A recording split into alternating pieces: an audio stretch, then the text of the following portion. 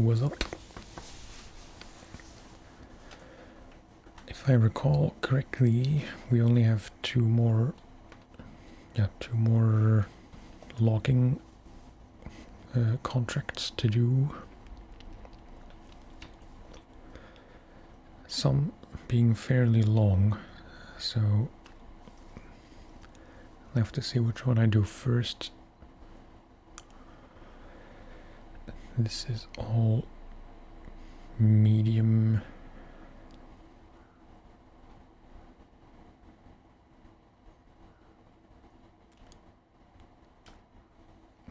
Just to make sure.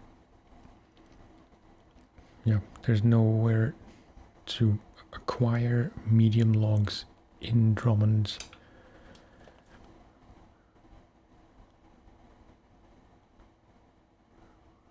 There is in Island Lake. Now I'm all confused right out the gate.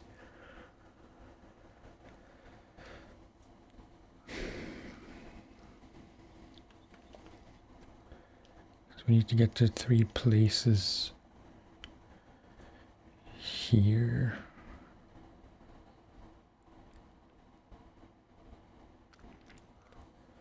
So either we get the logs from here, assuming they're indefinite, yeah, no limited supplies.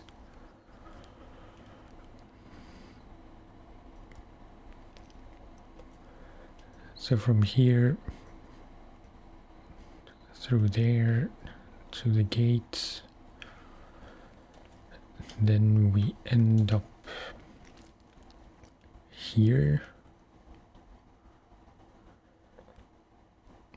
And then we have to take them around to these places, or we pick them up here in Smithville.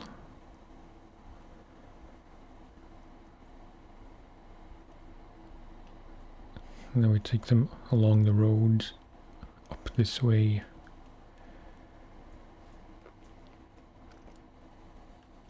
Which will bring us here, which is much closer to this delivery, so at least for that one we can do it that way. It really doesn't matter.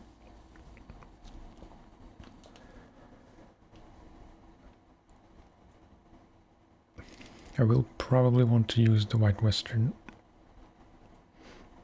I don't see a need to change.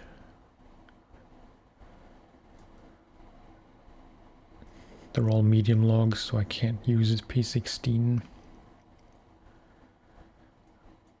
Unless I would use that double... Wait. Where is my P16?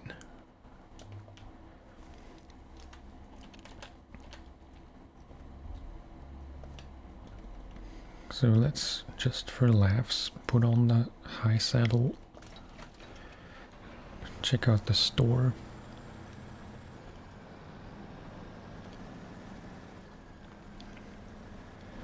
It'd be kind of a shame to not use the P16 for any logging job. This one that's kind of bugged and I'm scared to use.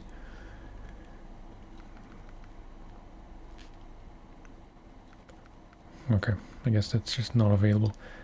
I was pretty sure there was one of the new logging trailers that can take 2 sets of medium logs. But I guess it's either a low saddle trailer, which would surprise me, or it needs the hydro lift thing, which I'm not sure I can put on the P16. Yeah, no. So, no P16, I'm afraid.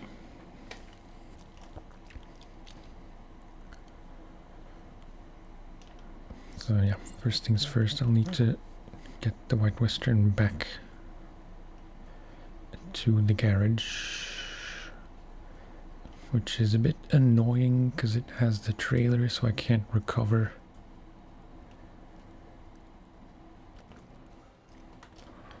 I might have enough fuel to do this and not run out.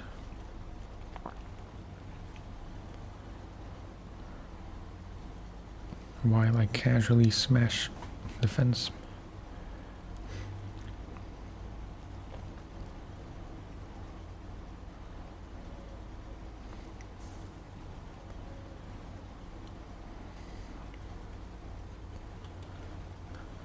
I never try to check if there's a shortcut through there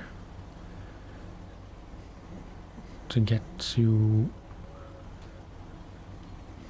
the path just on the right here. Doesn't matter that much. It's like it's right there. I think I do want to try going through here and not the longer way around, because without cargo there shouldn't be much of a risk of accidents.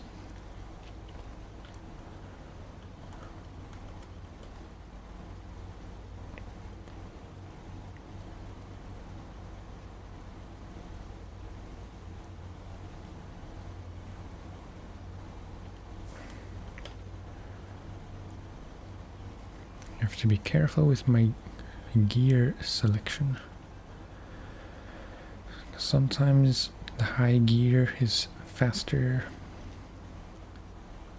and not much more fuel consuming.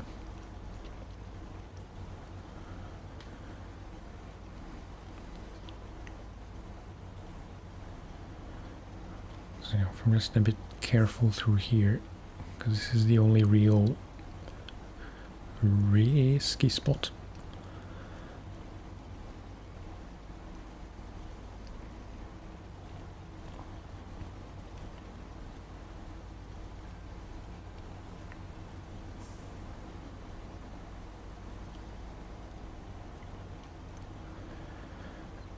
I'd say generally it's just smarter to use the White Western for this specific contract.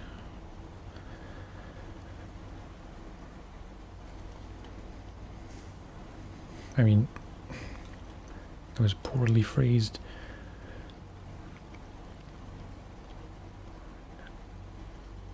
Since we're going to take the long way round up to the gate to Drummond here in Smithville at the end of the windy road,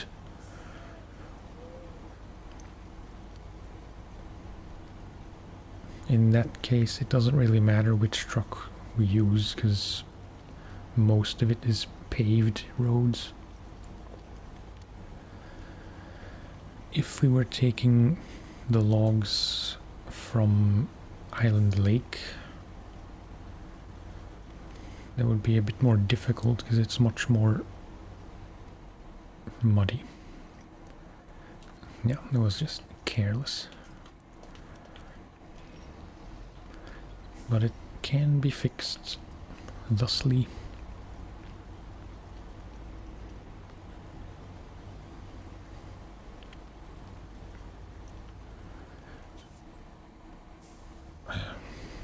I always forget about this spot.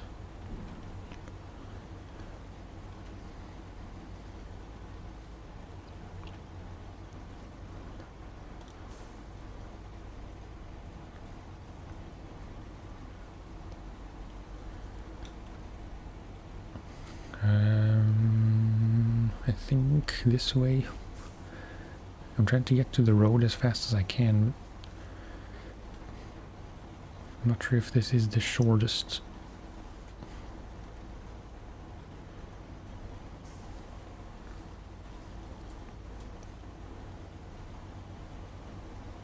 Probably wasn't.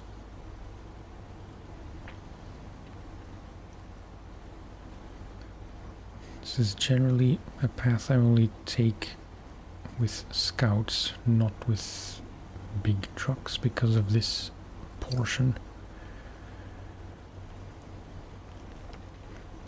Could have cut through there.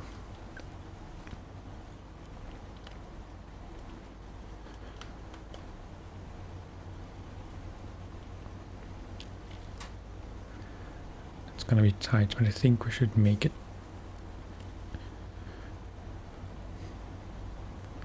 Make it back to the garage, that is.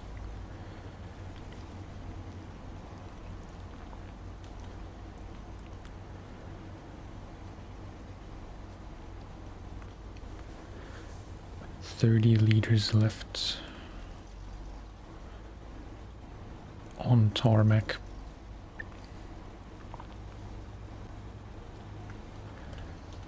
Except for this bit, which is not really dirt, it's just, I mean, it is dirt, but it's not really muddy as such.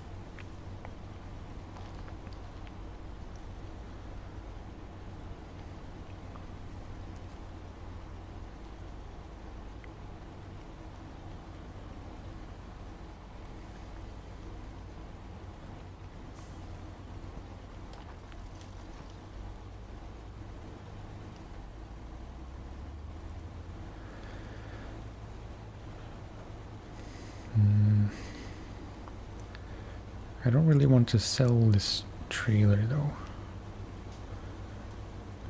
I will still need it, I just have to remember where I leave it. So I'm gonna leave it just here by the garage.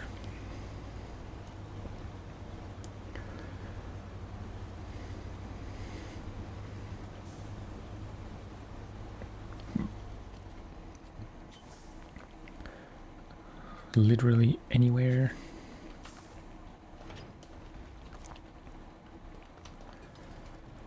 It's all small things you have to think about, which I normally wouldn't think about. But because of the 50% sell prices, you do have to think about it.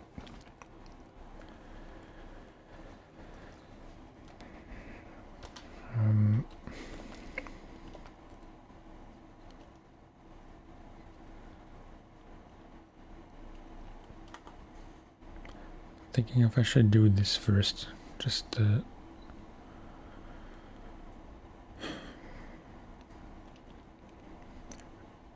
probably makes more sense to do these.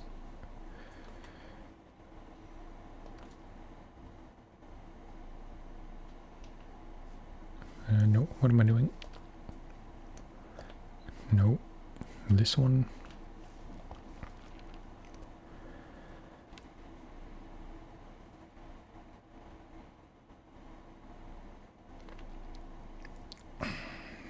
Tiny mistake.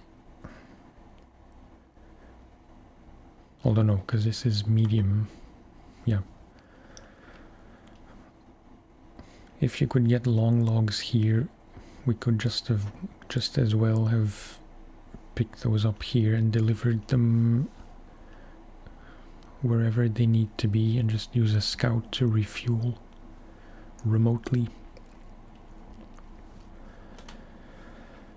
But yeah, so to Bill's house, 2 medium logs. I'm not convinced enough that this will be doable, or that this won't be tricky with a trailer. So I think just 2 short trips is probably the better choice. And then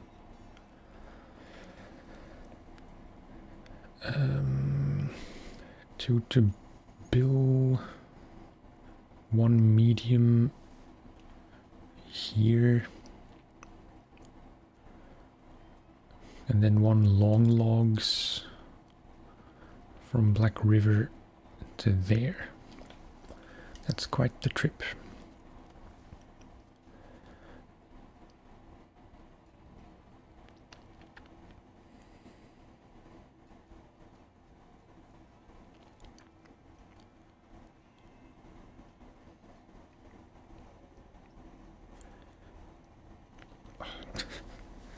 All these extra trailers make things more confusing.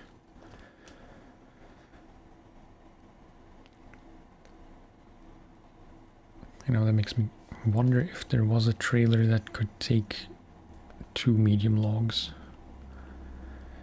if there is, I think that would be a bit safer than having one load on the truck and one on a trailer.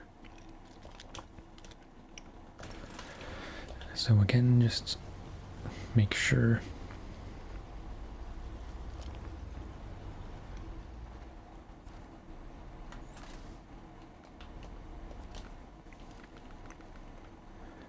One day I'll remember, and I won't have to check every time.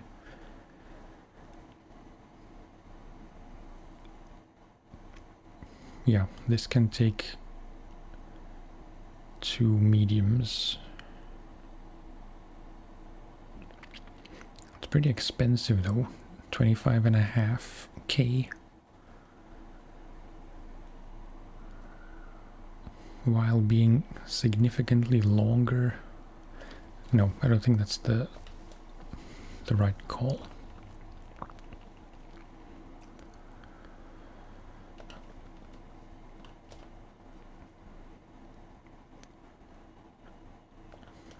Yeah, just this. If we would take the trailer as well to deliver these two to Bill in one trip, I'd be left with a trailer which I don't really need to deliver one load here. So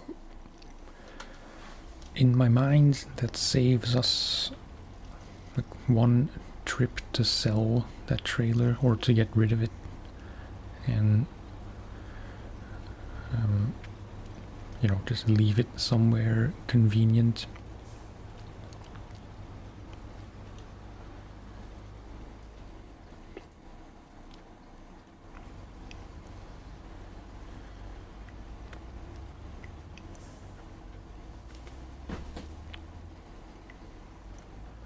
I'm really trying to not think too much, because I know what needs to be done for these 2 contracts.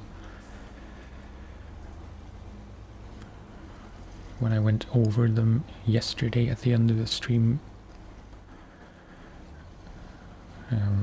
I pretty much set out a whole plan how I would want to do it. So now is not the time to start second guessing those decisions and wasting time planning when I really want to get Michigan finished today.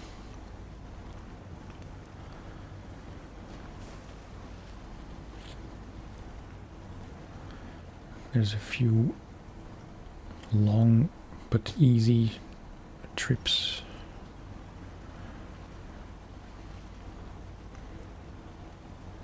All the way from the logging station in Black River through Smithville up the Snake Road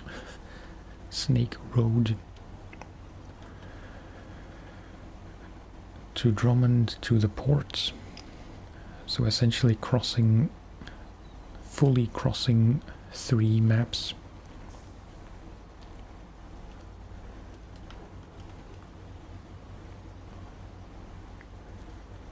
But again, it's mostly on paved roads, so it's not really difficult, it's just long.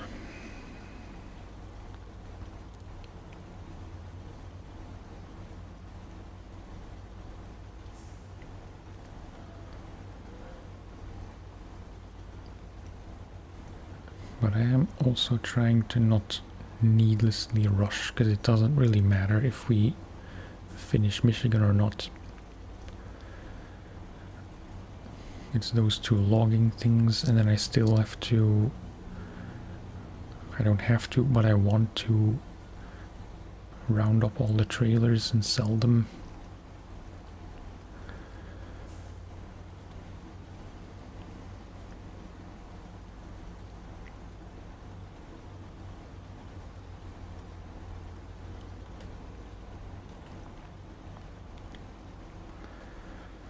I'll have to delete all these wood planks, which feels like kind of a shame.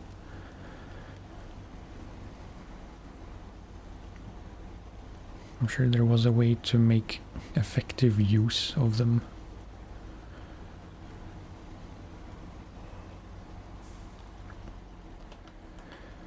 But yeah.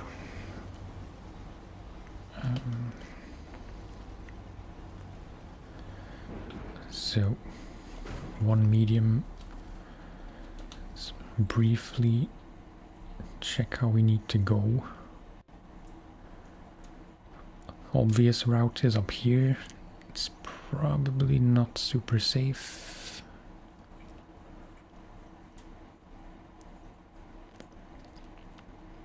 This way seems easier, but I'm sure some of these rocks will get in the way just a bit. Although this is a tight spot, I think this should be better, so yeah. Let's go here. I can scope out that other path on the way back here for the second trip.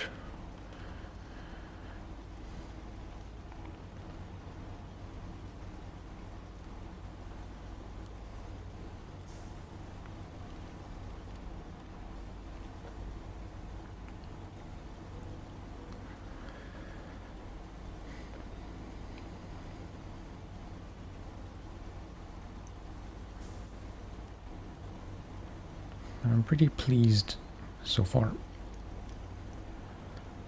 It's been a very productive, long weekend, streaming-wise. 4 days of weekend, because it was a national holiday on Thursday, and I never work on Fridays, so 4-day weekend, 3 of which I was able to stream at least for a few hours.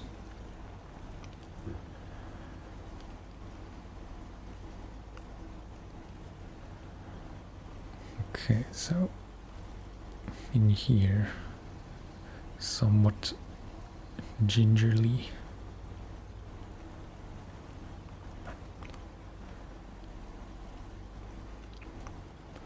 Let's stick to low gear for the less secure bits.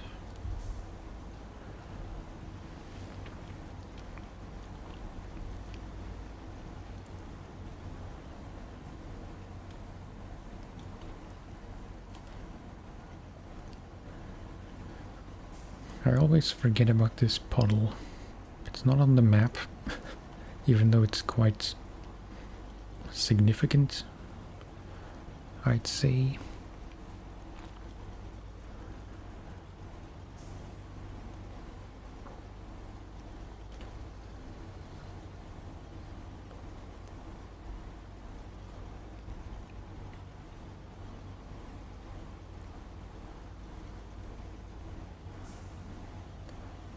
Maybe that other path, the yellow one, maybe that is actually the preferred way to go.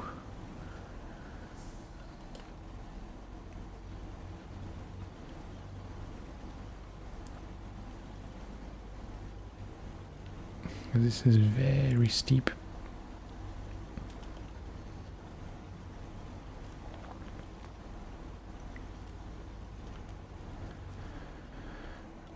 Okay, that's one. Now let's keep going forwards.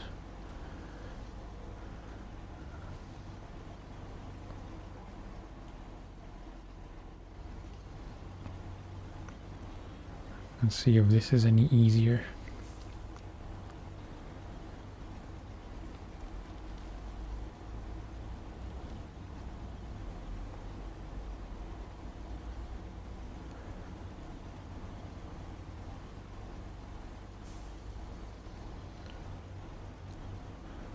I'm driving pretty recklessly. I would be going slower.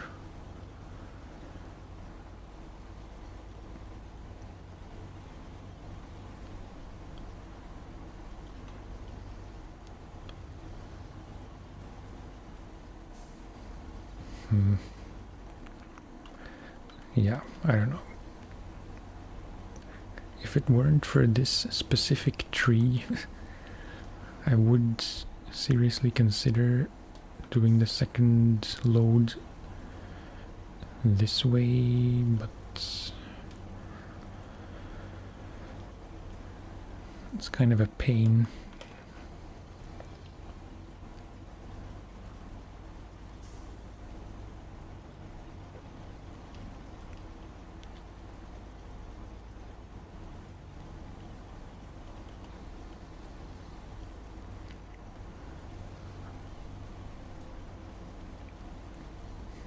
Yeah, no.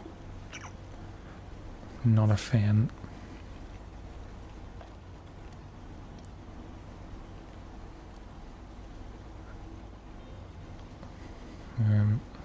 Let's try and sneak through here without ruining the suspension.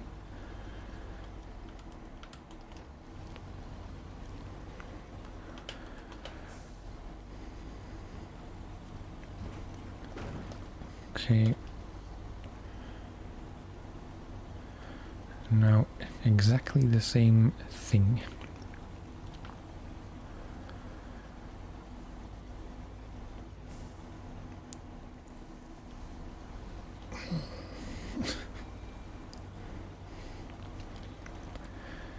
I don't love when that happens. It's like sudden imminent disaster.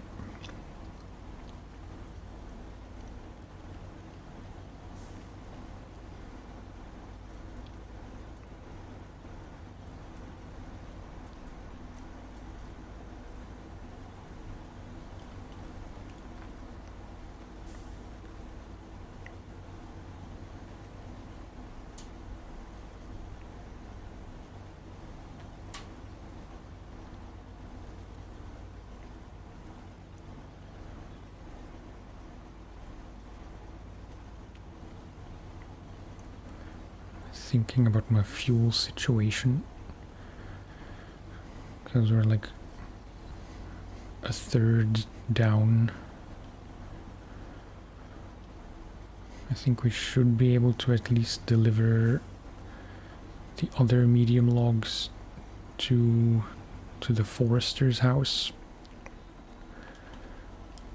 before we need to refuel. And then we'll have to recover anyway to change the setup for the long logs. So it might just work out perfectly.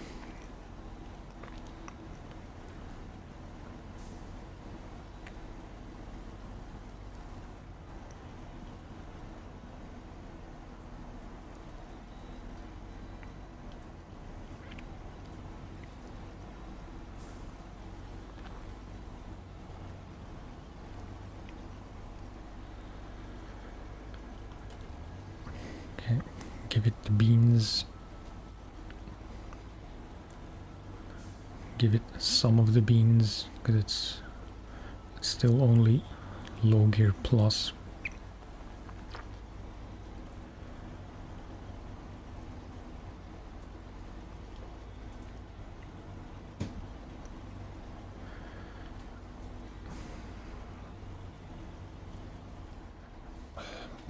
It's a bit scary.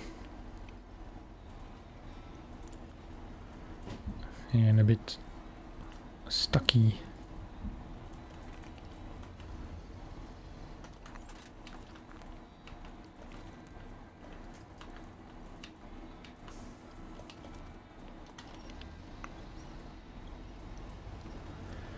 It's always interesting when the exact same route back to back never goes exactly the same twice.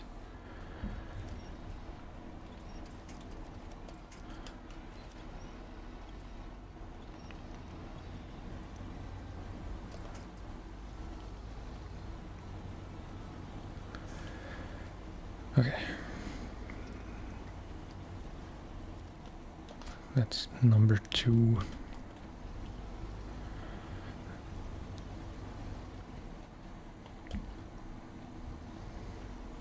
I was trying not to run into that stump or that tree.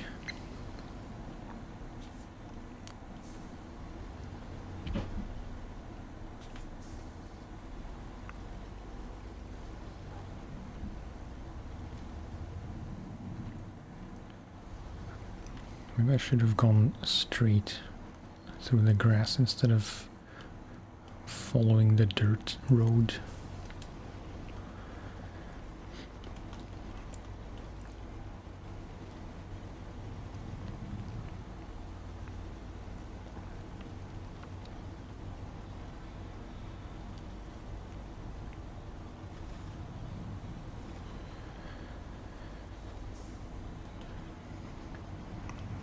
Let's take a different line through here because the middle is all ruined because of the first two passes.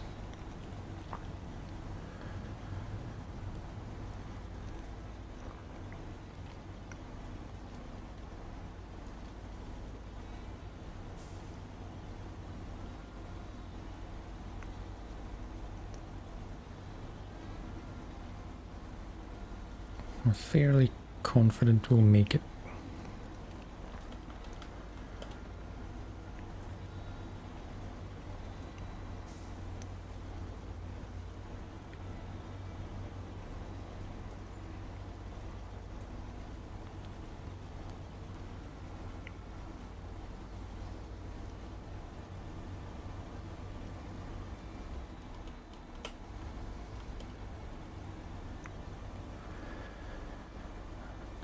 Right, so this time we need to follow that road around.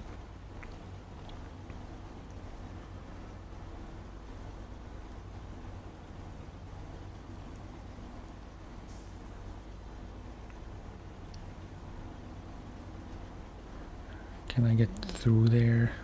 Yeah.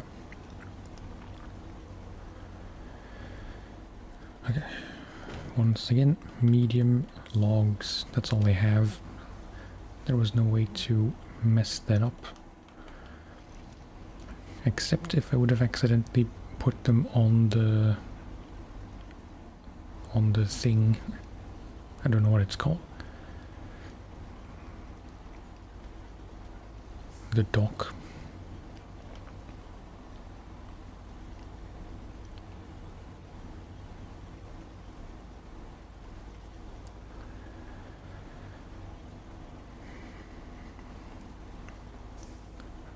But I shouldn't get overconfident, because this is the perfect time to make stupid mistakes.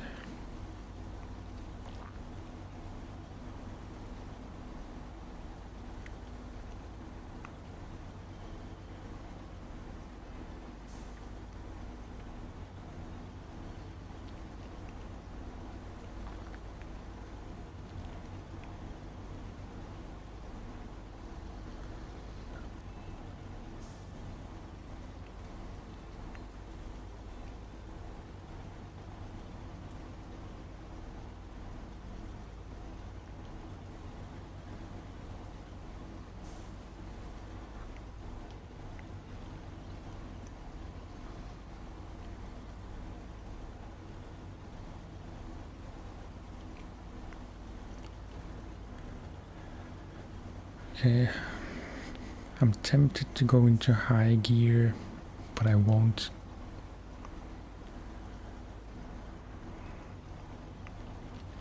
Just leave it in low plus. Generally, I find that low plus is the perfect gear if you want to be in control, not too fast, but also not a snail's pace.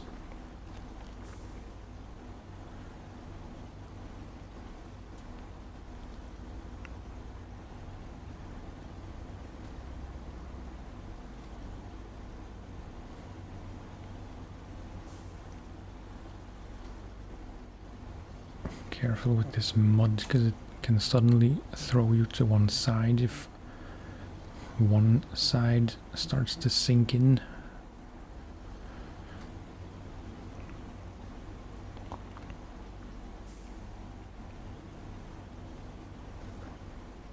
Like that.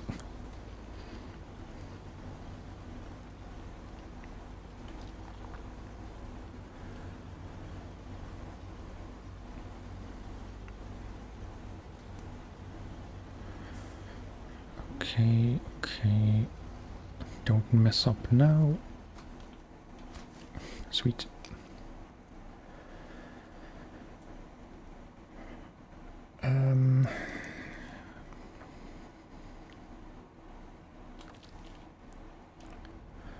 I will recover. Just want to take a second to rethink my plan. Even though I said I wouldn't do that, or I shouldn't do that. Hypothetically, in the P16 we could pick up long logs here, take them through here. Heyo, how are you?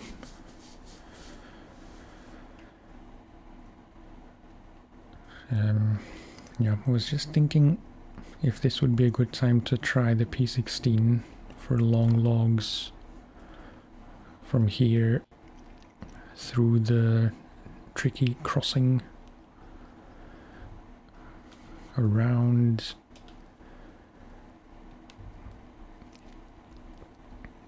and then just up here through the farm past the logging station around and all the way up here.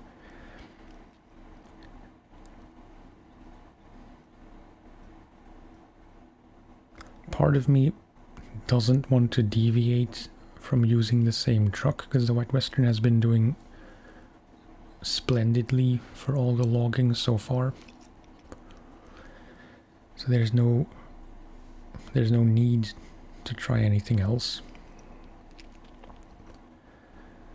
I'm not entirely sure if this path is going to be a bit too narrow for the P16. That's my only concern, is this last bit.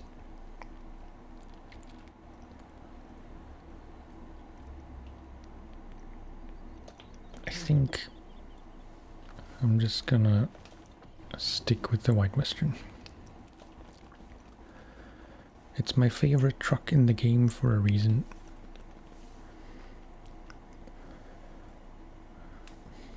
It's a very good way to spend a Sunday.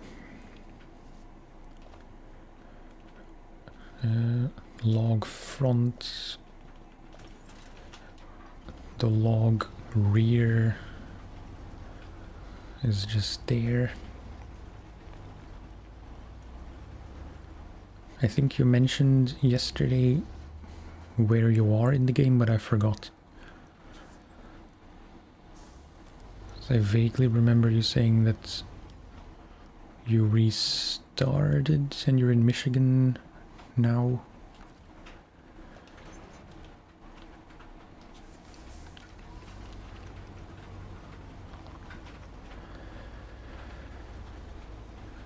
Okay, so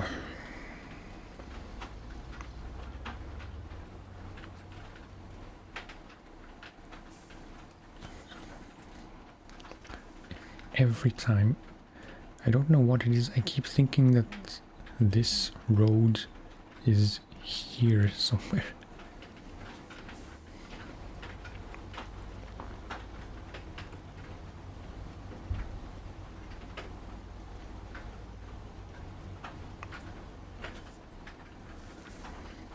It's starting to rain a bit.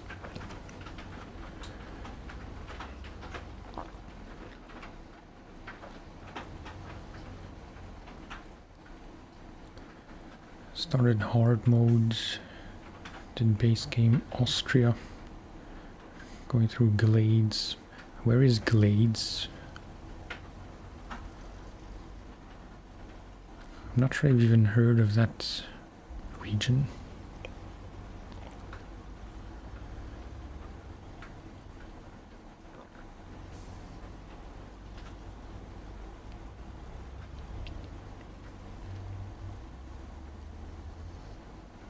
So this is your first playthrough straight away on hard mode.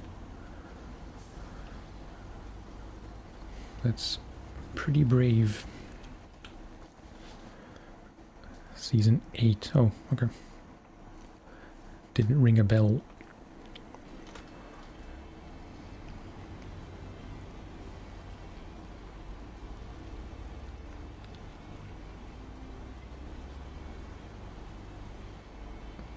Isn't Austria quite far?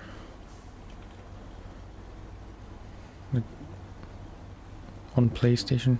Where did that sign go? On PlayStation, I'm in Wisconsin. And I'm not even sure where Austria is relative to Wisconsin. It's a terrible way to say what I want to say.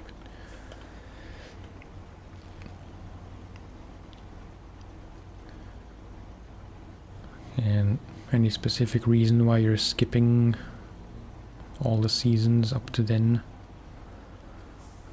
Like, what is it? Cola, Yukon, Wisconsin, at least.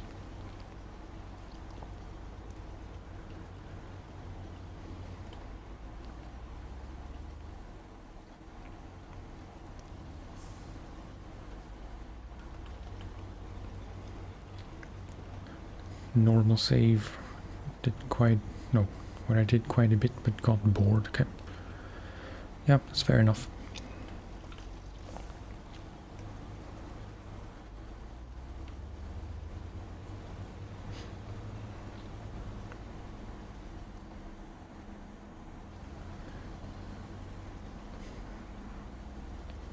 When I started my PlayStation game,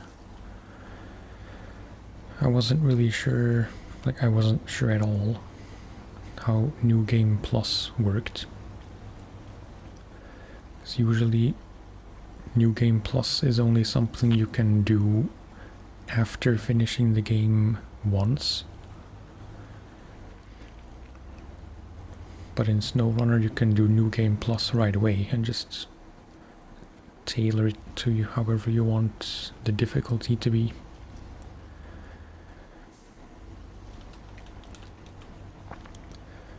Which is cool.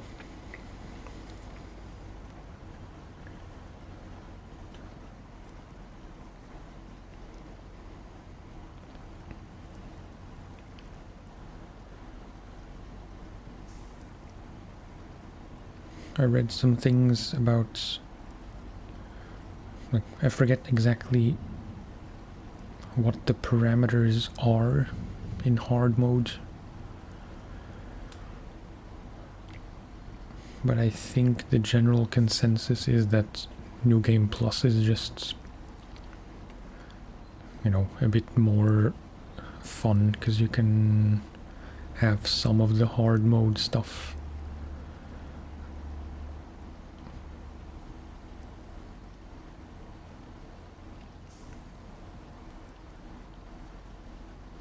I'm not even really sure what hard mode involves. I assume no recoveries, paid fuel, perhaps.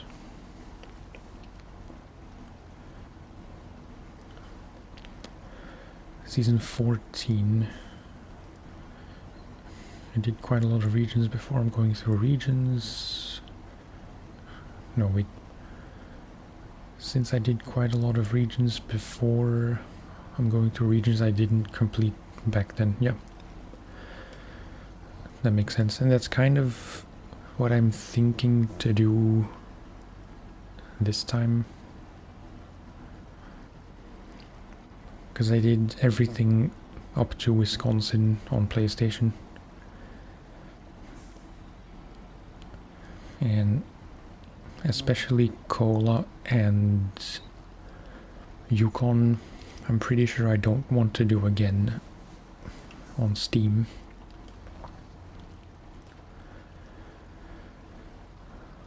So, yeah, chill gaming the guy who was in chat yesterday as well. He suggested that I could do, I think it was him at least. Sorry if it was someone else and I'm misappropriating or I'm giving credit to the wrong person. But someone suggested that I could play through all the seasons. Damn it. Don't talk and drive at the same time.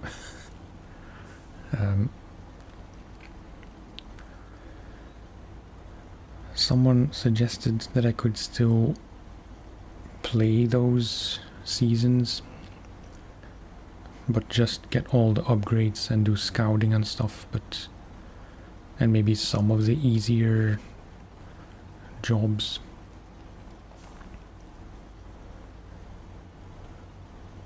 So I can still get all the upgrades I need, like for the GMC, the all-wheel drive thing. I forget where that is. I think Yukon.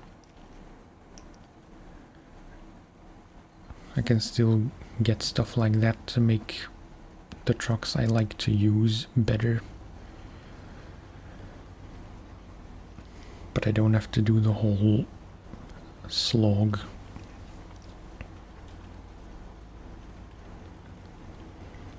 Which sounds like a good compromise to at least see all the seasons, but not necessarily try to complete them fully.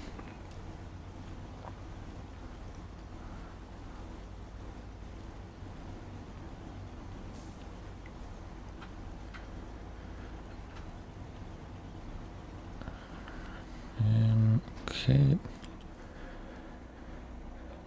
Long logs to Norton's house.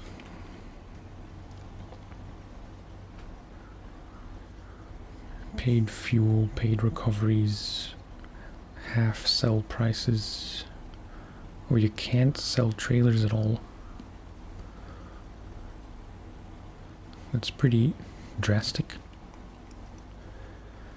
Can't skip time. Yeah, that reminds me actually, I've totally forgot about that, but I was just reading on Reddit on how people like to set up their New Game Plus. And based on what I read, I had decided that I wanted to make the days longer.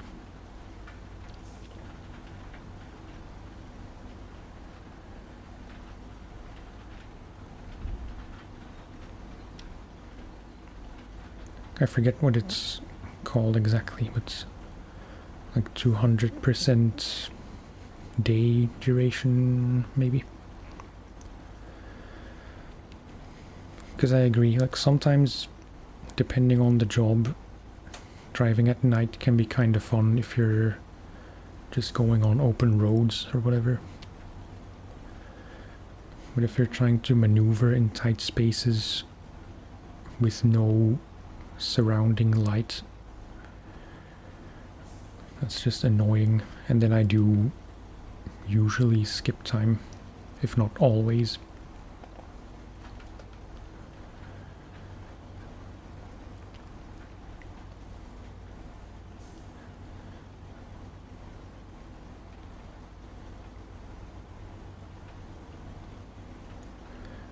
Which in turn reminds me that I wanted to try that in ETS 2.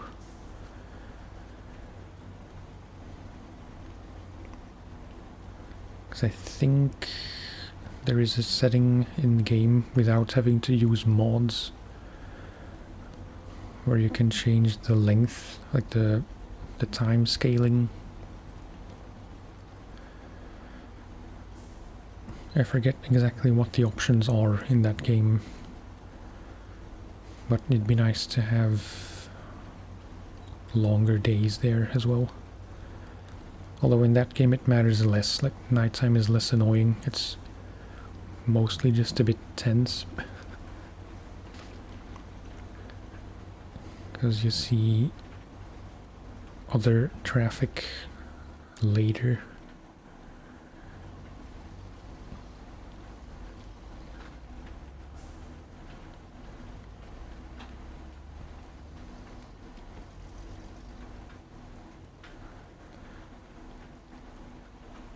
Yeah, I mean, it's very unlikely I'll end up doing a hard mode game in SnowRunner.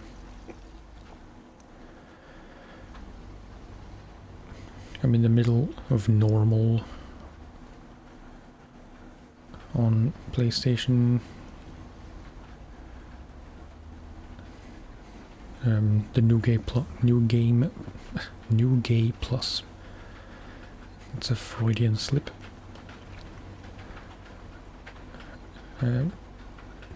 The way I have it set up now seems to work pretty well.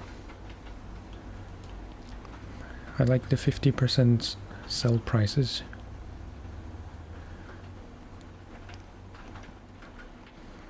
It's like an extra thing to think about, but it doesn't really limit anything you can and can't do. You can't buy as many trucks, but you know, sometimes it's a blessing not having too many trucks to choose from.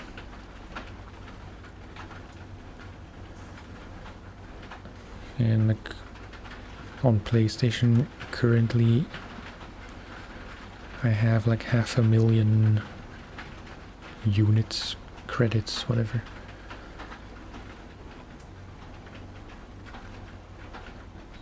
And I have a lot of trucks. By no means all of them, but way more than I ever use. So, yeah. I think the 50% is a bit better balanced. Because you have to think about it more in the beginning, but I'm sure that maybe by the end of Alaska, or at least by the end of the base game, money shouldn't really be an issue anymore.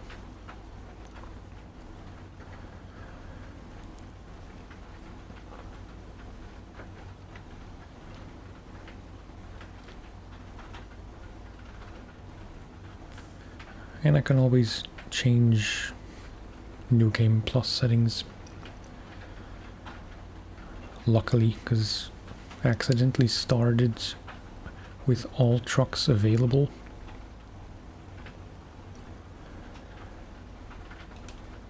And like I was too far in at that point to want to start over again. But yeah, I found out about whatever it's called, save editor. Again, it's a very simple name. It's exactly what you expect. But yeah, found out about that, installed it, and I was able to adjust that setting so no trucks are available.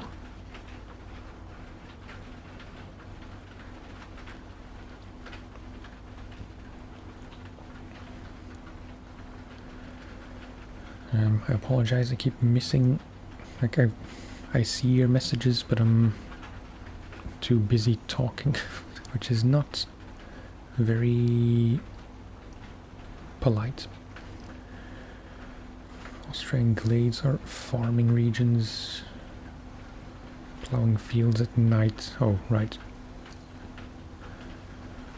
I didn't know there were more than one farming regions.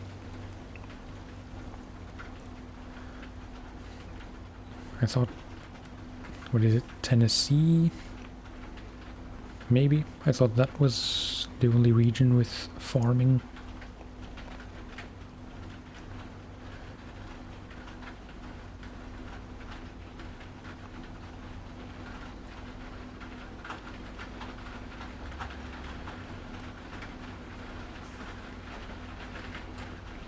Yeah, true. I think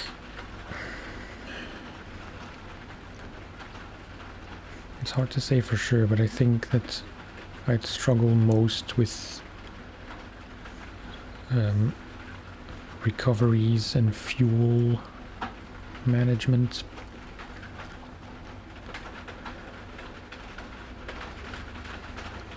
Because that's something else I accidentally set wrong at the start of this game. I had paid fuel.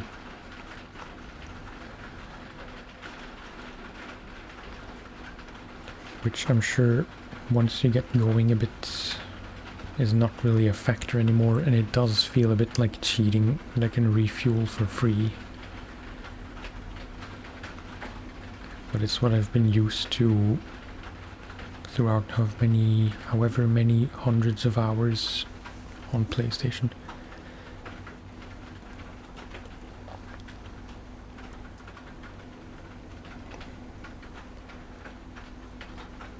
That's the nice thing, if I will ever feel like I am in a spot where I can make certain things a bit more difficult, like paid fuel and paid recoveries and stuff. And I can still change all of that. Kinda wish I could do some of those things on PlayStation.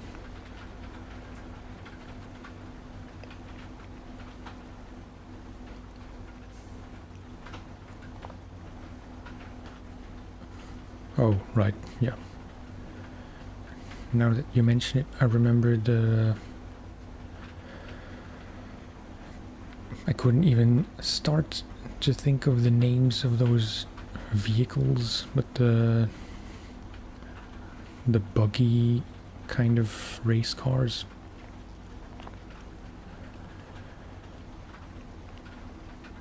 It's kind of weird. A racing region in a game like this. I'm not sure what that involves mission-wise. Is it just restoring the racetrack and stuff?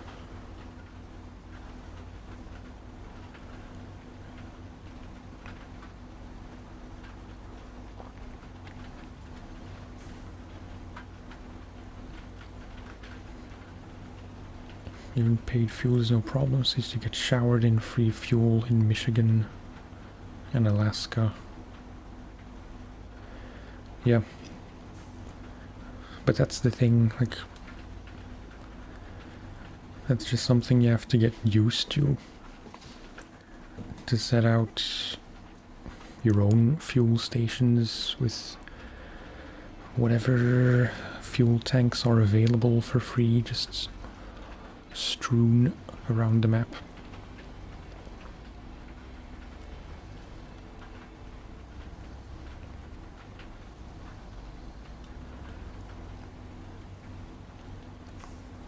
But I was never good at managing any of that.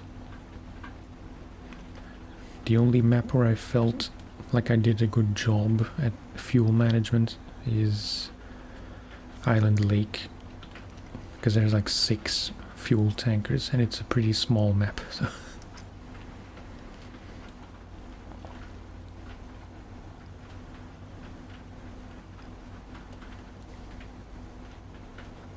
it's still mainly a hauling region with a bit of racing on the side. Yeah.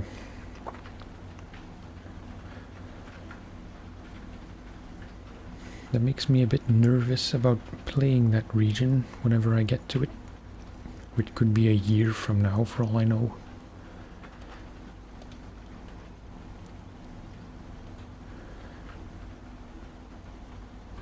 If all goes well, it'll be 21 streams just for Michigan.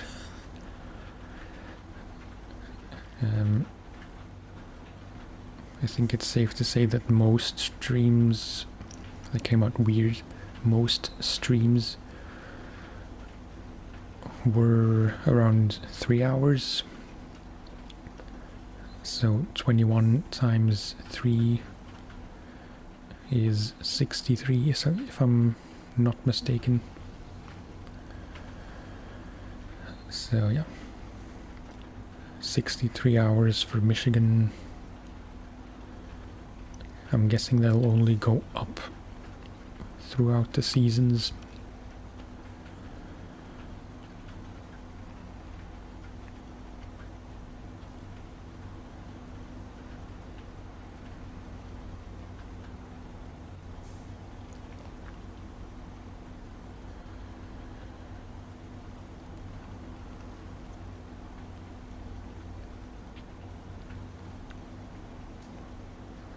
Pretty short so people don't mind. Okay. That's fair.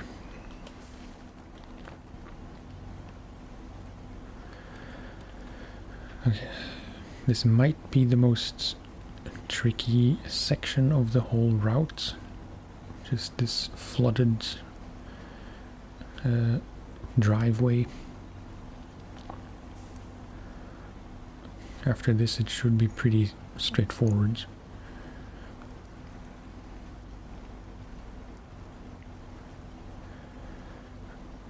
Replaying through base game, I was surprised how long Michigan is. Almost as long as Alaska and Tamir combined. Really? It's been too long since I played Alaska or Tamir. But you might be right there. Especially Tamir. Like I don't remember much of Tamir.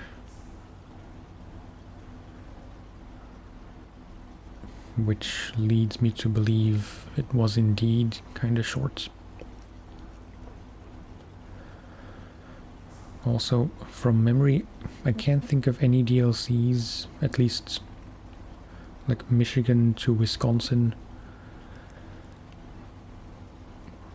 where a region had 4 maps. So maybe Michigan is the only one that has 4. The others is just 2 or 3.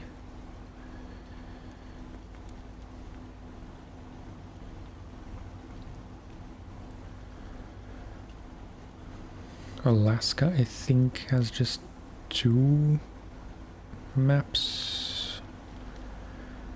Tamir as well, I want to say. Kola for sure. Just the icy bit.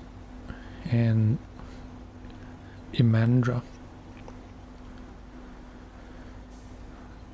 Yukon is just the flooded foothills and Big Salmon Lake. Don't ask me why I remember those so specifically.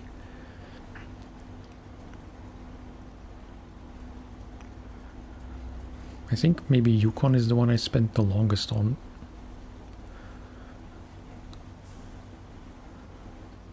Might be surpassed by Wisconsin in the not so near future.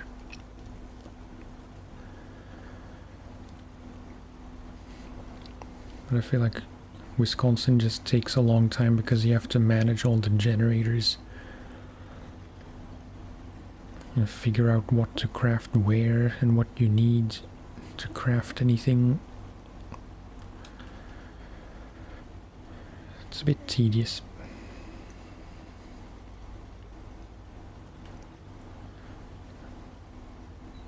Oh, really?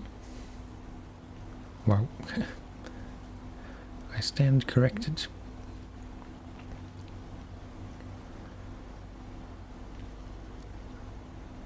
I have no memory whatsoever of there being 4 maps in Alaska and Tamir.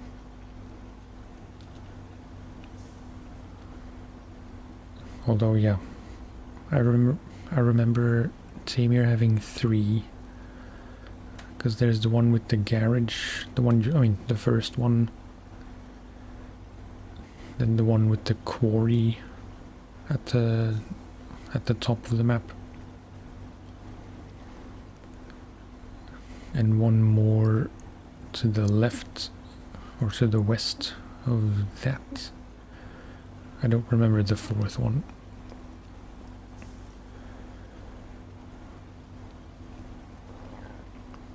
Season 4 Ammer, Season 8 Glades, 12 North Carolina, and Washington have 3.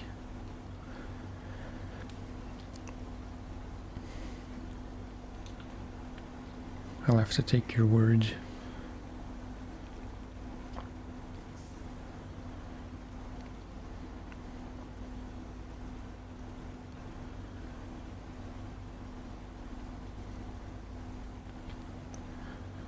I suppose in a way it's nice that I can play, or that in a way my PlayStation save is like a trial run for the streams.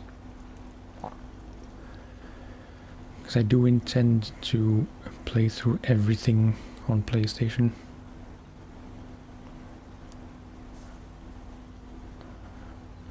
Just not on camera.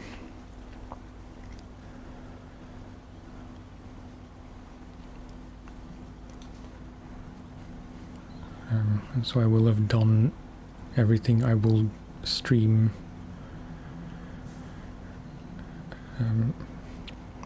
I'm sure you know what I mean, but still.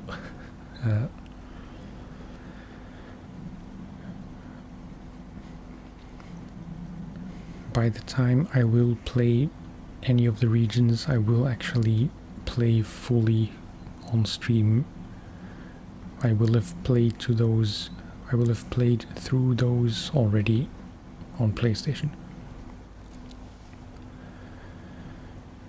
So hopefully the streams should be a bit less troublesome and like struggle filled, assuming I can remember all the tricky bits.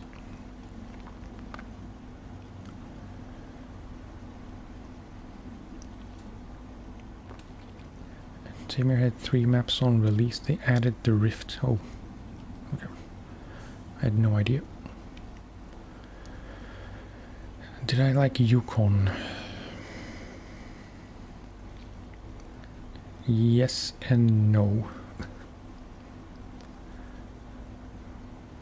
At this point it's been too long already. I think it's been like a year since I played Yukon.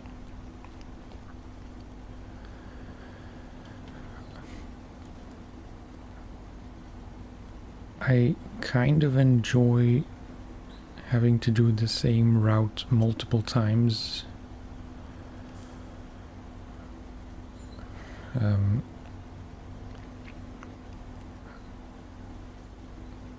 It's possible I'm just repeating what everyone else tends to say, but Yukon tended to be a bit much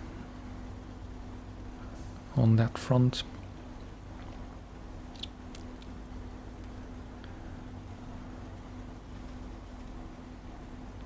Like, it's one thing to have to redo the same route many times. You have to do that in pretty much any map, region.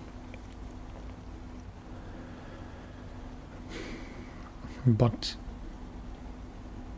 that can be a bit annoying if the route is too easy in a weird way, because then it's just a bit boring. And even worse is when the same route is just difficult every time, because then it takes all the fun out of it. But I don't really remember where Yukon sits on that spectrum, because there is the route from the garage in the foothills, like straight down and then east through and past the train station place.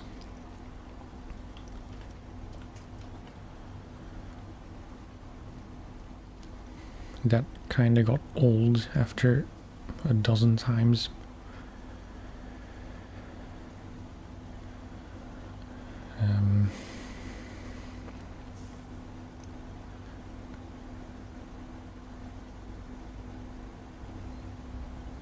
But I specifically don't have many fond memories of the other map in Yukon.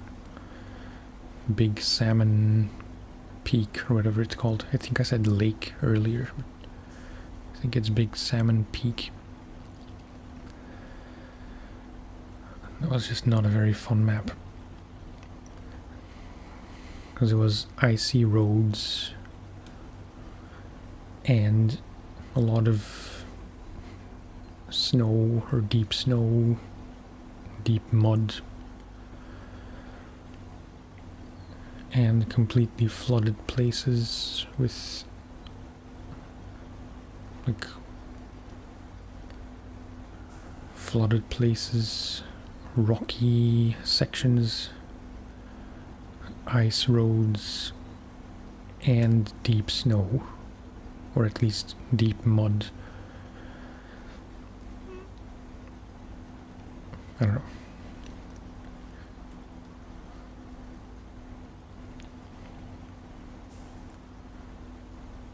Like that swampy forest in the eastern half, pretty much, of the map.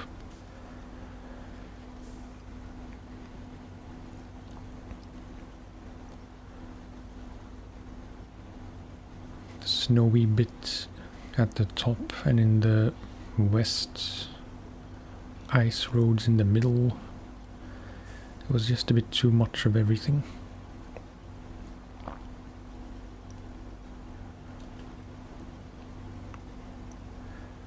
That said, that is where I started to appreciate the Freightliner 114 SD,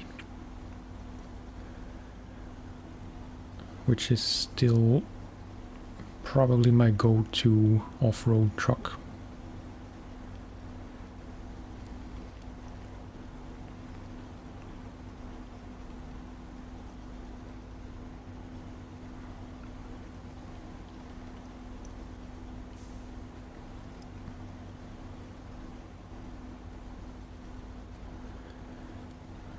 I might be very wrong, and I know I'm missing a lot of good vehicles because I don't have the DLCs yet. And I don't use any modded trucks. And I don't like to skip ahead to, to a different region to get better trucks, even though that is what I did to get the Royal.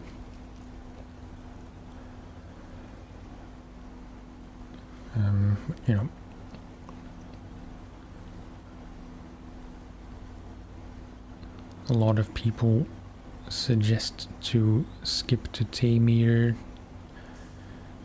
to get one or several of the Azov trucks and use those in Michigan and Alaska, which is just a bit, lame is a strong word, but it's making the game unnecessarily easy. And I don't like to use Russian trucks in American maps, or Western maps, I guess, and vice versa.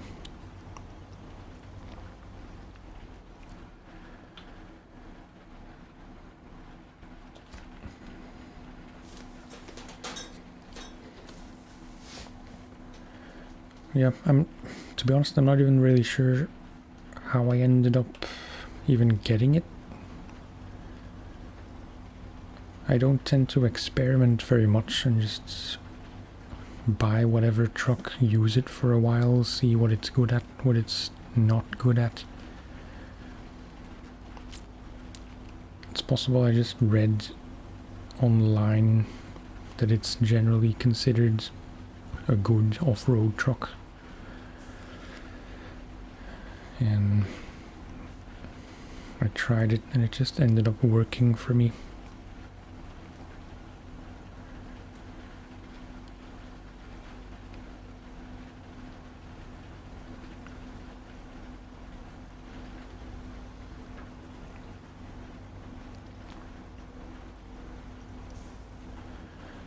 Use Vorons to clear Michigan.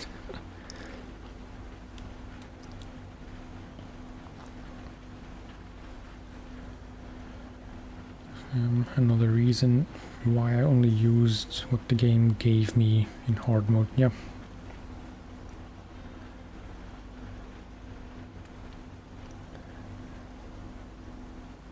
I like to think there would be a fun way to play, like just only using whatever the game gives you. I'm just not sure I'd be able to stick to that rule.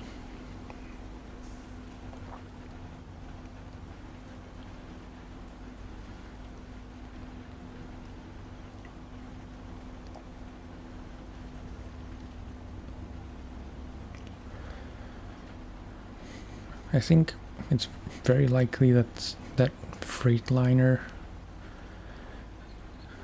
is, you know, just the objectively best US truck. Because I feel like there isn't much choice for very strong and off-road capable trucks among the US ones. Ones that aren't huge or have other flaws.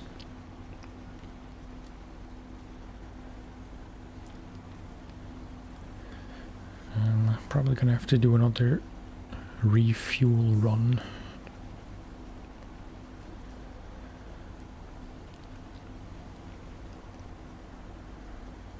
Because from the Russians you have the Vorons, you have that Taiga, whatever it's called. The one with the specific mud tires.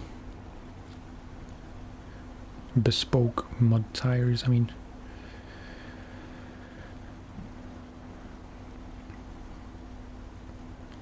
The Azovs are big, but I don't think they're huge. So they're still manageable size. But you don't really have that many trucks like that in the US lineup. Because they're either huge and kind of unwieldy, like the P16, or they're just, you know, trucks like that Freightliner or the Royal Paystar, which as far as I know are not as strong as the Vorons.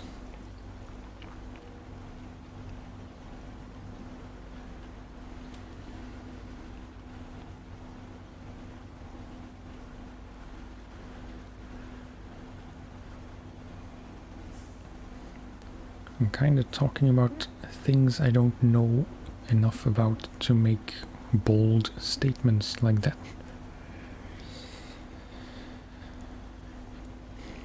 But it seems to be a general consensus that US trucks are weaker than Russian ones.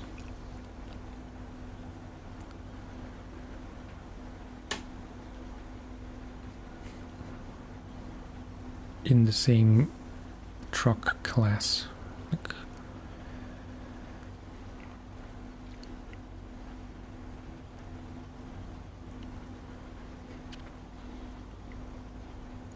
just the other day someone was posting on Reddit that the Azov 6 is the best truck for Michigan.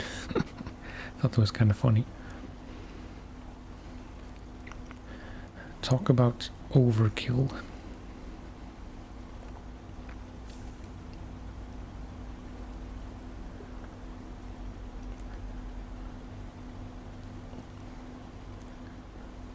But I can understand, like, if you don't know how certain tiny mechanics work yet, it's very easy to use otherwise capable trucks wrong. If you don't know how to finesse certain things.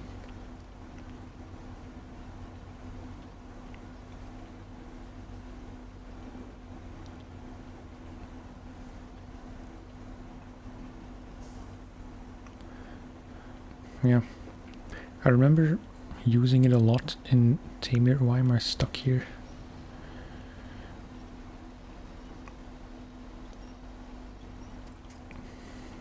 I'm about to run out, I assume. So yeah, I have to... wait. I'll probably want to do the long logs first, which is another 2 kind of long trips.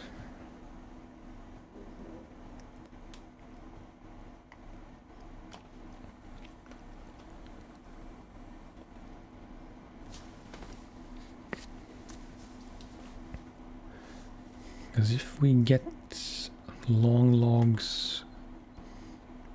no. If we get long logs here...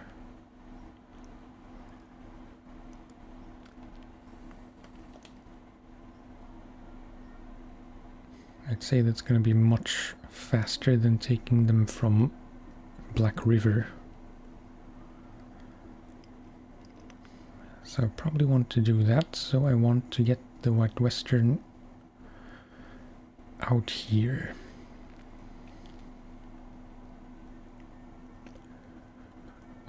Which means we have to... I feel like I'm overcomplicating this.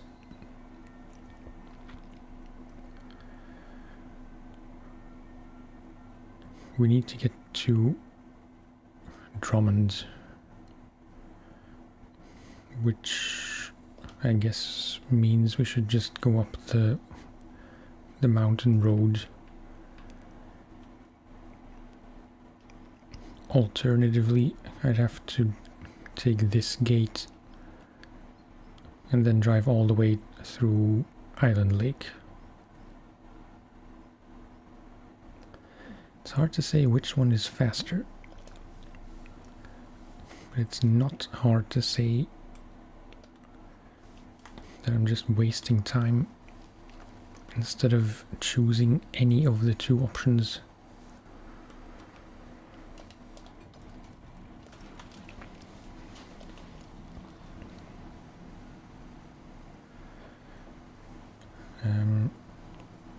Yeah, I was saying about the Azov 6 that I did use it quite a bit in Tamir. It is very slow. It's very reliable. But I I can't talk anymore. I remember changing to the Azov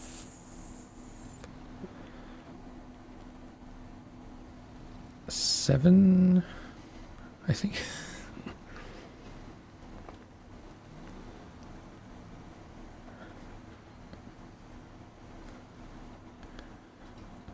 I always mix up the other 2 Azovs because there's the... like in my mind they look pretty much identical.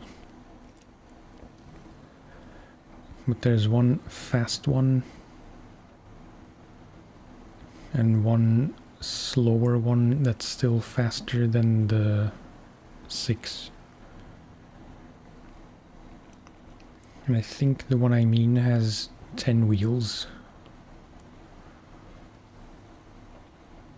I might be wrong. Is the 10 wheel Azov the one with the dual steering? I think that's the one I mean. And yeah, it's really less about patience and more about being stuck in my ways.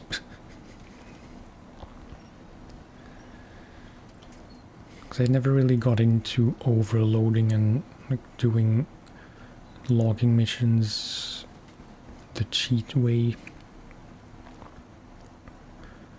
or the sideboard shuffle way, which is a much nicer way to put it.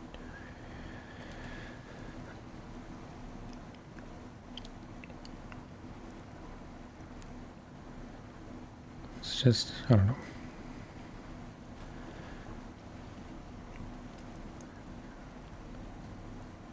For one, even though it may not be complicated in my mind, it's just much more of a hassle to manage all of that, to do all the craning manually, which I do kind of enjoy, just not that much that I want to do it all the time.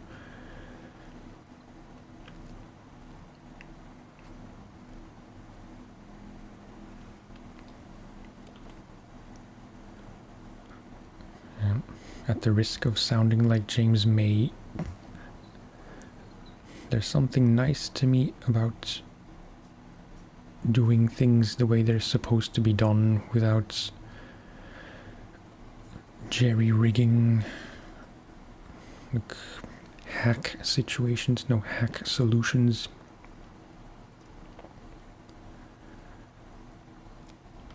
Just for the sake of doing things faster.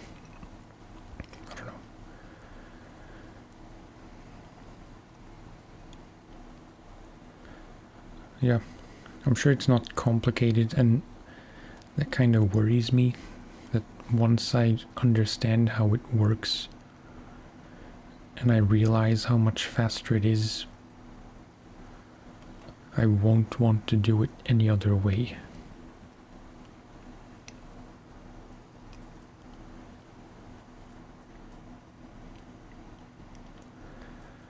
But like, I'm not speed running this.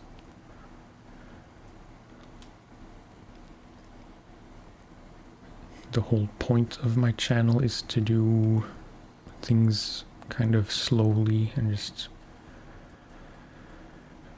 no rush, kind of.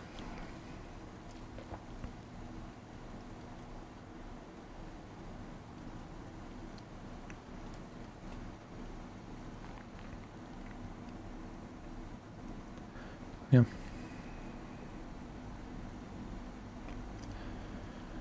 I will say I'm impressed when people share pictures on Reddit or wherever, although it's not going to be anywhere else, it's just on Reddit. When they share pictures of insane overloads of like 6 stacks of metal beams on one 2-slot bed.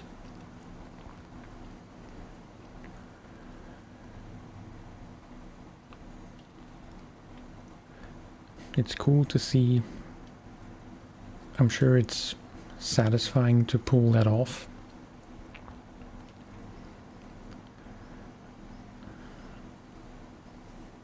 But yeah, I think I just don't care enough to even try it.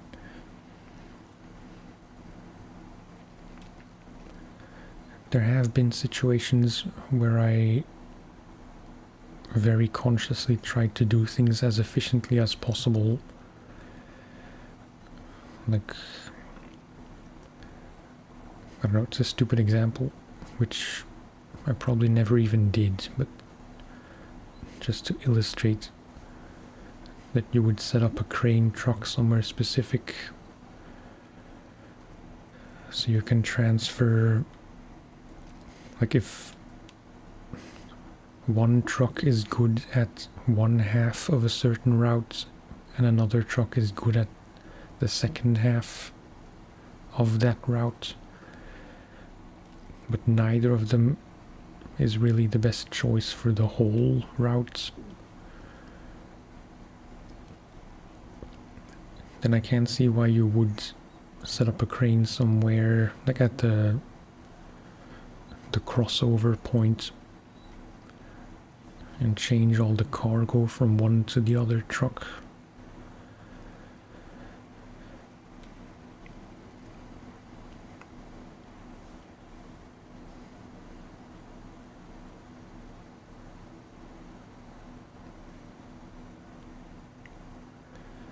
It's just I spend so much time thinking how to plan everything out in a way that seems efficient to me that I usually end up wasting a lot of time.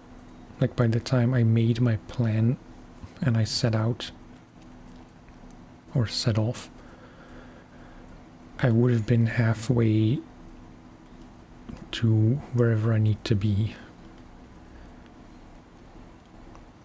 And that's kind of, you know, I try not to do that and just go with the simplest solution.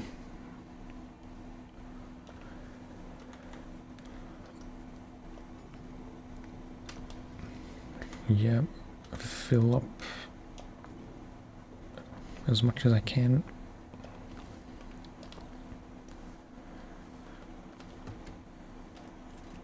And then, what did I just say?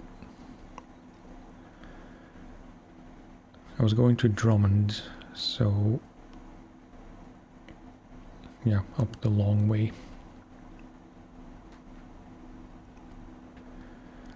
Although I do think going through Island Lake is going to be faster because this swampy bit is not so bad. Island Lake is kind of a straight shot pretty much.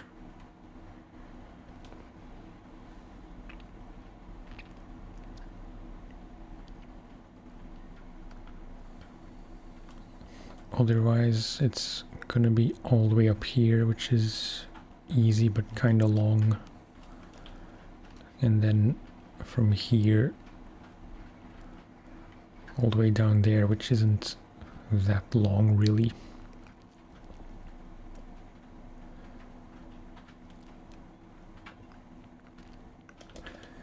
But I don't feel like dragging the White Western through the swamp, so that answers my question.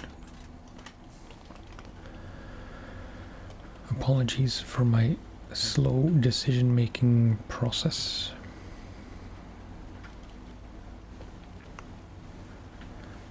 I don't like it either, it's just how I think.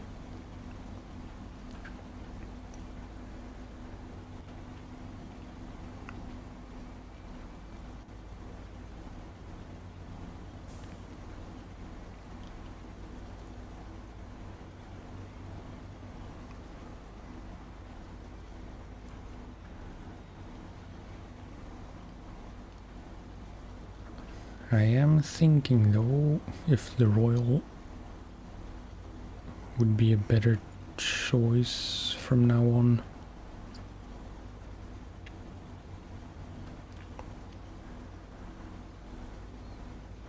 Because wait, long logs from Drummond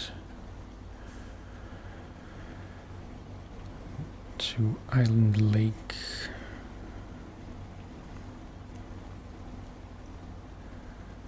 I think what I'm gonna do, again, changing the plan, I'm gonna head back to the garage, switch to the medium log setup. I'm gonna go pick up that medium log trailer in Black River.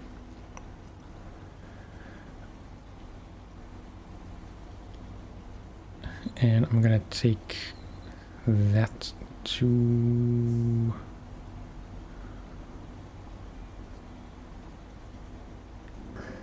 where? Medium logs.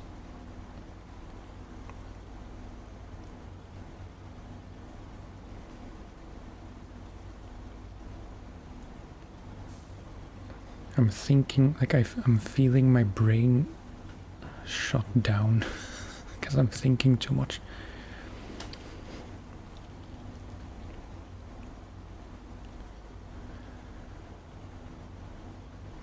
Taking long logs from Drummond to Island Lake should be doable in the P16. I'm willing to take the risk of the buggy trailer.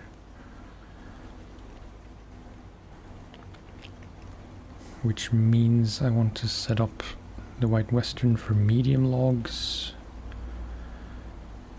And then I have to choose...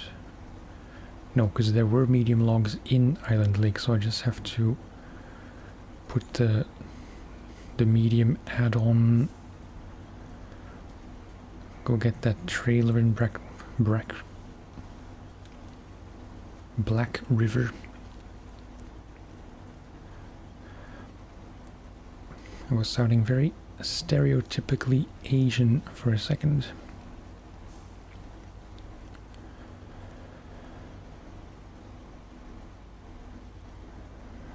So yeah, we just have to get the White Western with medium log add-on and medium log trailer.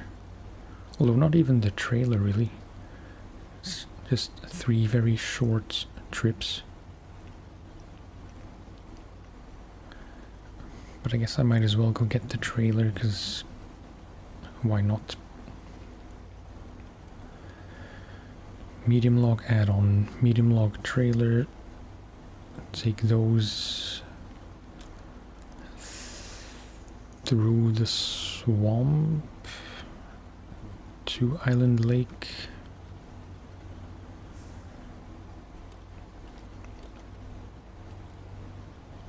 Or take them up the roads to Drummond's and through Drummond's to Island Lake. But if we're taking the route through Drummond, I might as well pick up the medium logs here, at least the first 2 sets. Because I reckon it's easier to get them, like to pick them up here.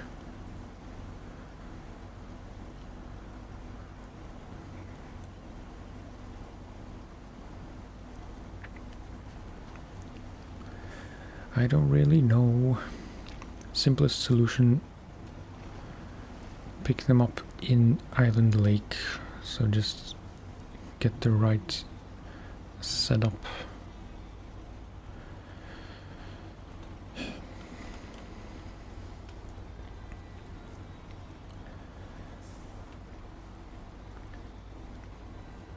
I'm gonna tentatively say that we're not gonna finish Michigan today. In which case I lied in the title.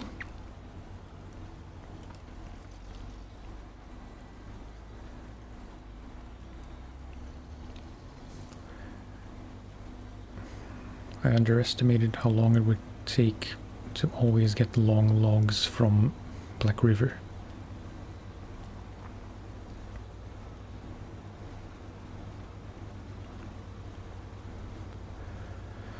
In a way, it's nice that you can, it's nice that you can have quite a bit of freedom in choosing your route. But that tends to do more damage than good. In my case.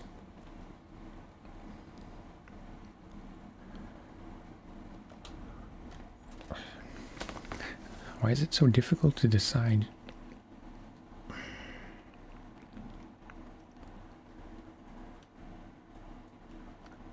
We can get medium logs here. We need to take them here.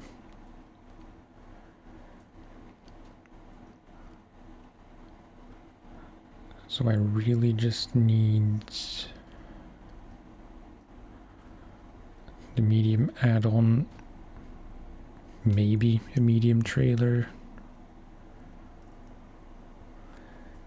The thing is,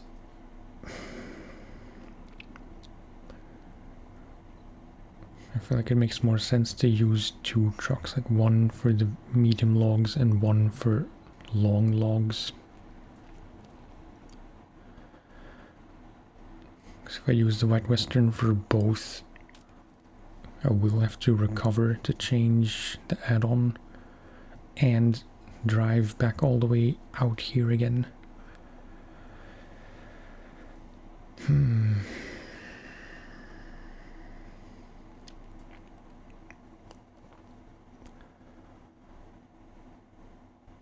apart from the P16, what other long log trailer could I use? If I'm thinking about spending as little money as possible, it does make more sense to use the Royal, I think.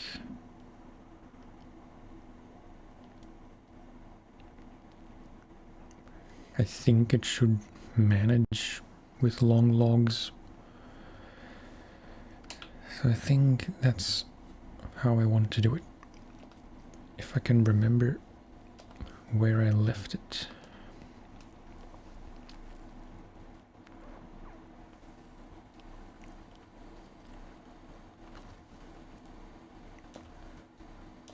Recover. We'll set it up. Although no, because I can swap the add-ons from the White Western. So we just need to retain back to Smithville Garage. I always miss the quick way to do that by just clicking go to garage.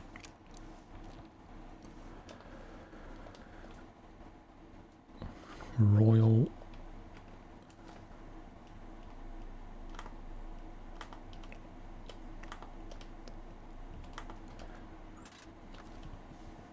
Detach this, recover,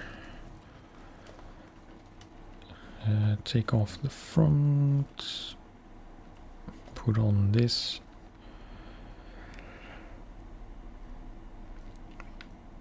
I could have been more efficient and driven the Royal back here because that trailer is just outside of town in Black River.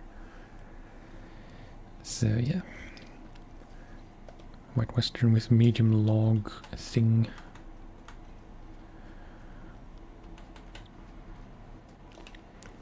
Just want to see. That's 6,000. I don't know how much the trailer is. But I think as long as it's a known bug with the trailer, I think I'm just going to play it safe and not use the P16 for logging. It's kind of a shame, but it is what it is.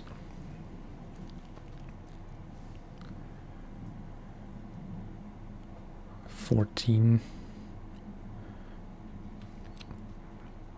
Yeah, we can afford it. I have to make a decision. I'm sure there will be plenty of long logging to do in Alaska for one, and in whatever future American map. Oh, there's a mod. Good to know.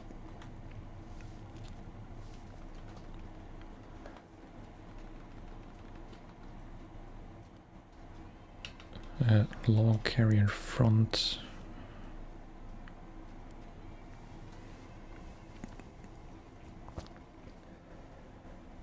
We will be limited by not having diff locks. It's the only real downside. Could be interesting to try the Fleet Star for long logging. Would that be a terrible idea?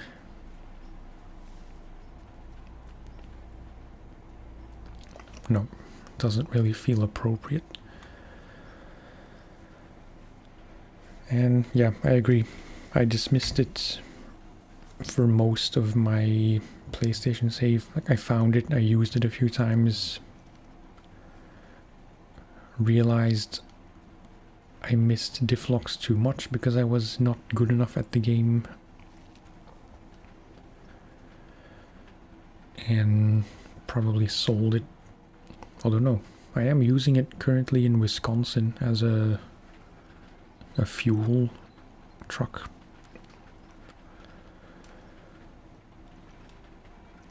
But yeah, I agree, it looks very cool.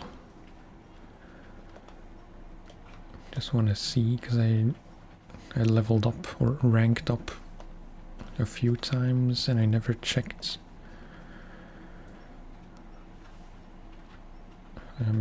I never checked if there were any new upgrades, like the advanced medium winch, which is kind of essential, I'd say.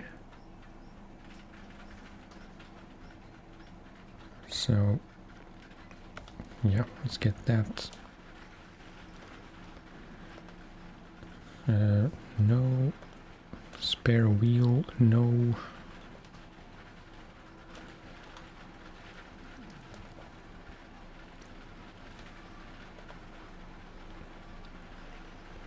Finally a front bumper.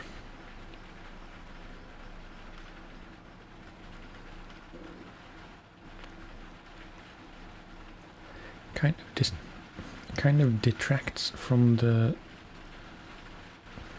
overall look.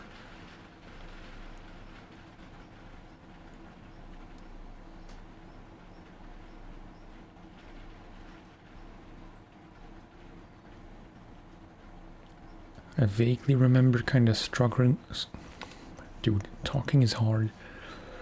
I vaguely remember struggling a bit for lights.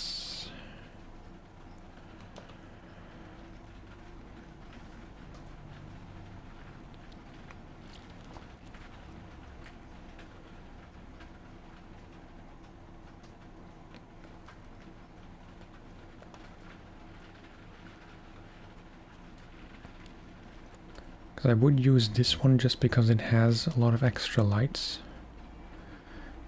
but I don't like how it looks.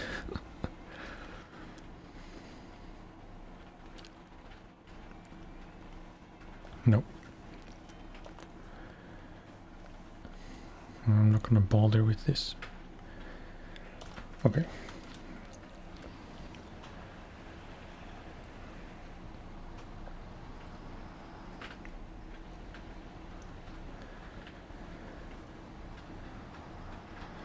So then where are we getting our long logs for Island Lake?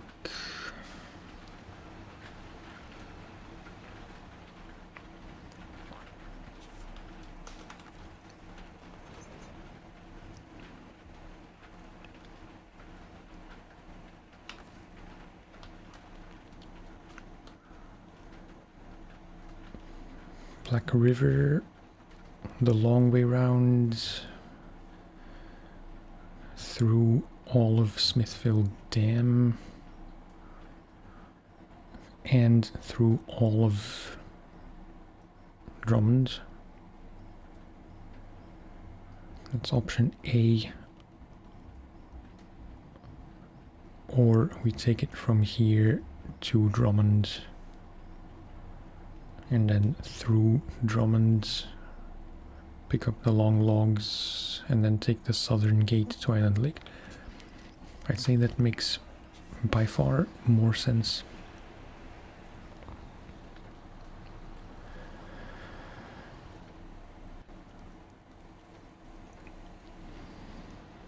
It was a conscious decision to use the Royal for long logs and the White Western for medium ones, because, you know, the Royal is a bit more top heavy, which I'm hoping will be less of a problem with long logs instead of it having medium logs on itself in the add-on, and also having to tow a trailer. In my mind, that makes sense.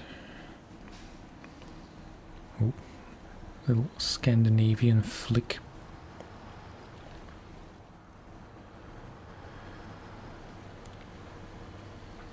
Okay, so mindless bit of driving to the Drummond gate.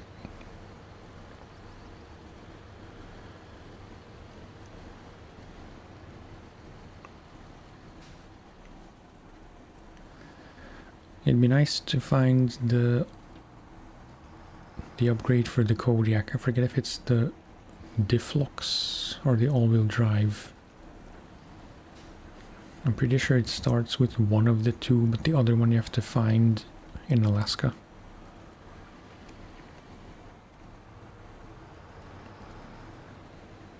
I know you can use it for some things in its default state,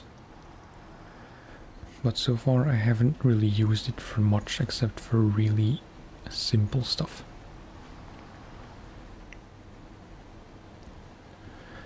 By the way, random question.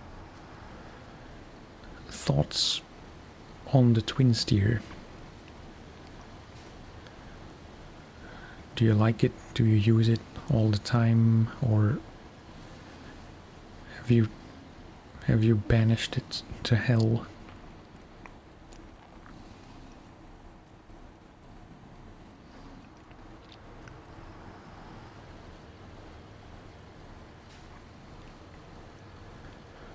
All-wheel drive in Alaska, yeah, that's what I thought.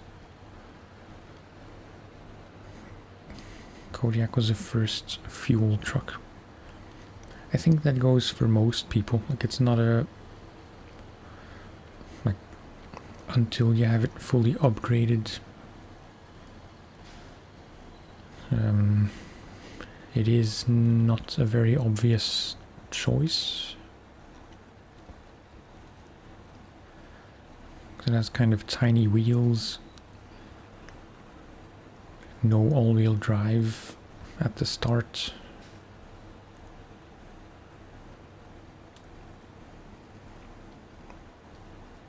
Oh, you do? Okay. That's why I asked. I kind of assume that most people really like it. I don't know what's going on in my mouth, but I'm struggling with L's for some reason. Really.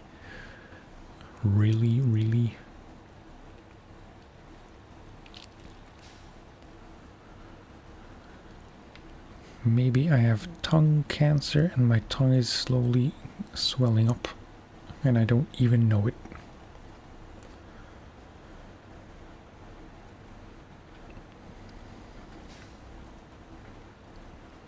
Oh, okay. Yeah. I don't think you mentioned it when you were talking about the hard mode specifics. But I assume you have to do all your craning manually or paid. Like paid automatic or do it manually for free. Or is that incorrect?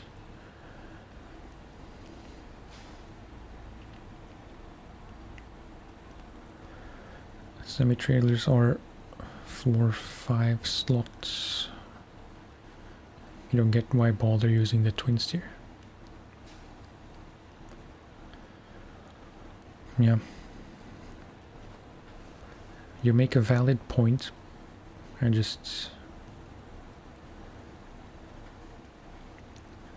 I have kind of a love-hate relationship with it, but it leans more towards love.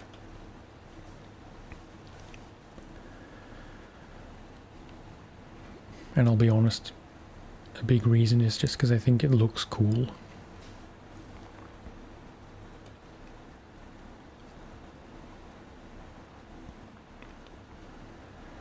Cornering is an acquired skill, which I have not fully acquired yet by any means.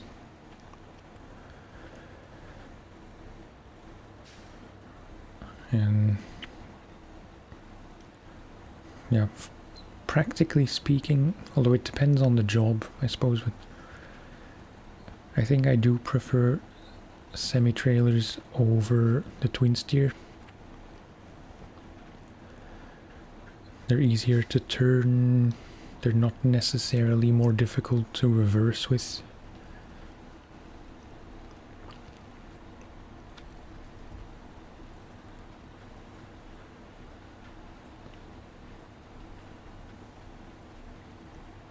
It's kind of strange, I just noticed that new messages, like I have a chat doc thing in OBS.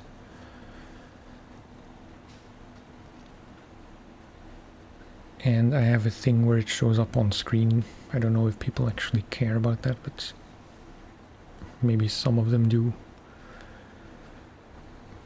But they pop up way later on screen than they do in the thing in OBS. Maybe that makes sense and I'm just being dumb.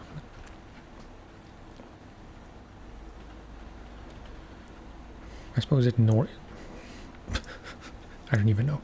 I suppose it's normal with all the stream delay.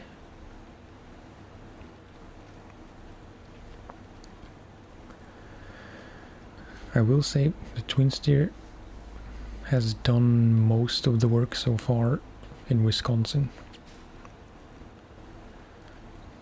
And I remember using it a lot in Yukon as well, so. Because there's one specific spot in Wisconsin, like that short but deep bit of flooded roads just north of the train station.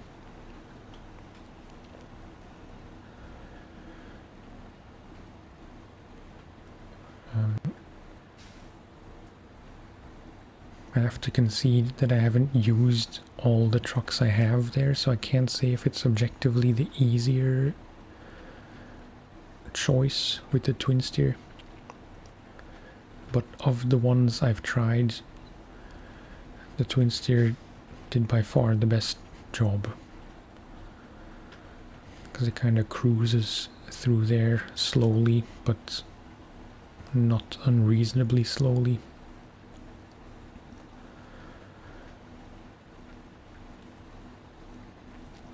But that's very much the kind of situation I tend to prefer the twin steer for generally. Just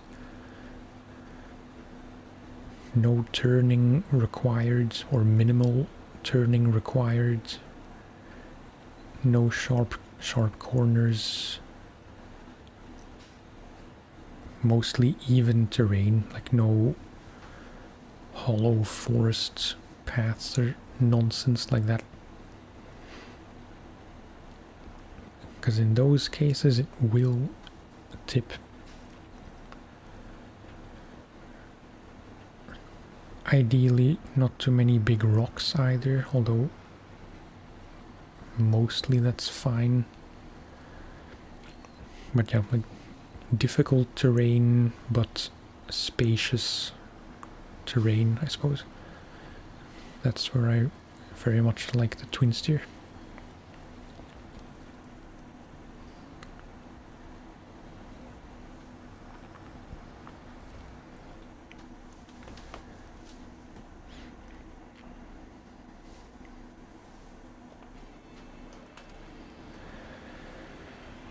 Okay, that's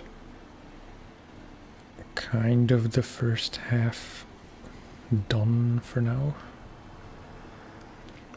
Now just down to the other side of this map.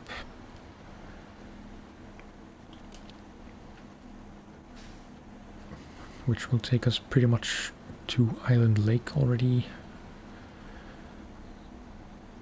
And then in Island Lake it's basically a straight shot.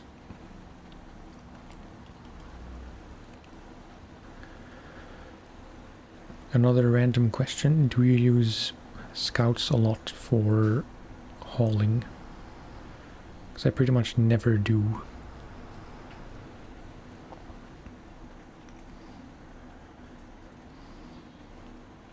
The last time that I remember was, I forget the name of the task, but there was like a scout bed related task. Although that wasn't even about cargo, it was about,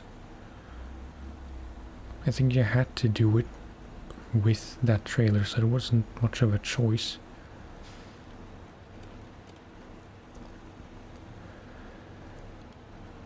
But generally I don't use scouts for any kind of hauling.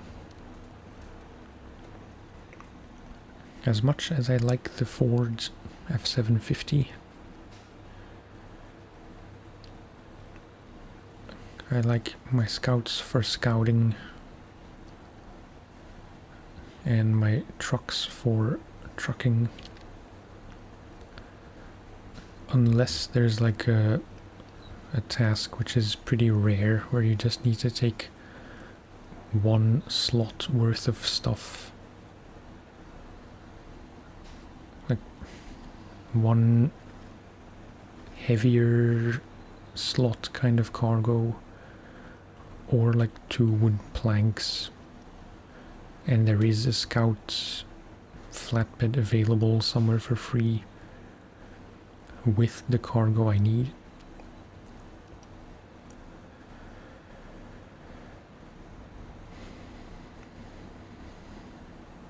Maybe I should try to use more scouts. I know it can be fun, they just tend to be kind of underpowered for most deliveries.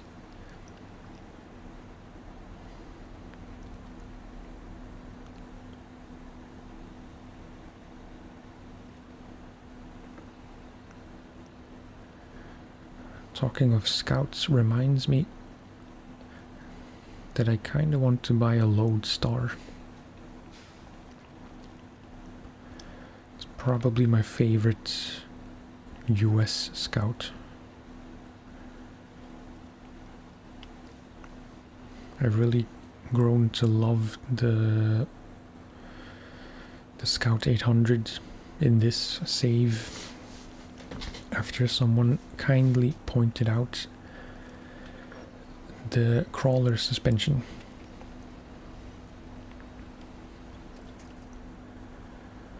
Because between the Chevy and the Scout 800, visually and like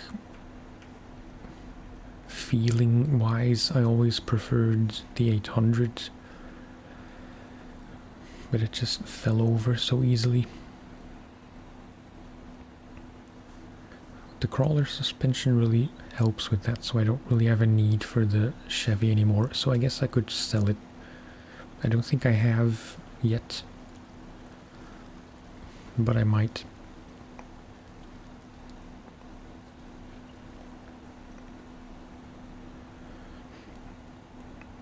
Yeah. The Chevy is pretty nostalgic because it's the truck you start the whole game with.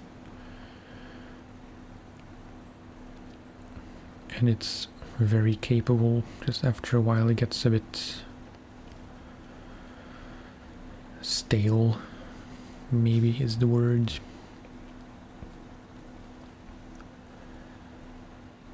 I don't think it's the best looking Scout by any means.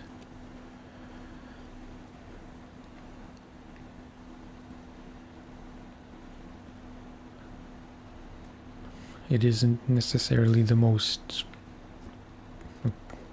capable one either, even when fully upgraded. I don't know. I used the Fords pretty much exclusively in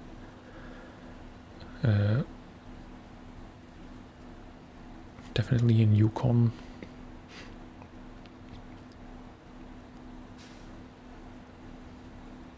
Only in Yukon, really, if I think about it. Because I liked the Lodestar a lot. I'm talking about the PlayStation save, but on PlayStation I bought it fairly early on. I know I was still in Michigan when I got it, but I got kind of frustrated because it just got wrecked so easily.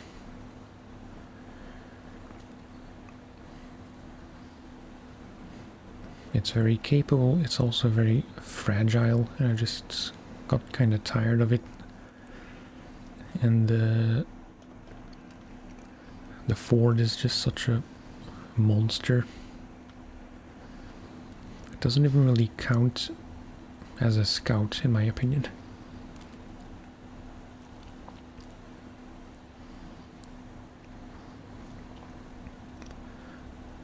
Especially as I'm told that now the Ford can use normal trailers, not just scout trailers.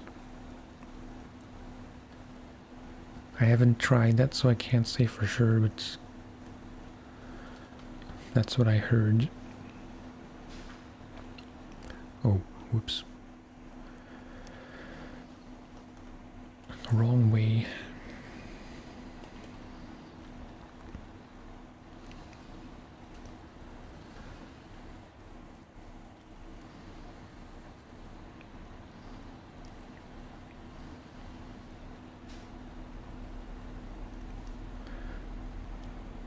Lodestar is still better.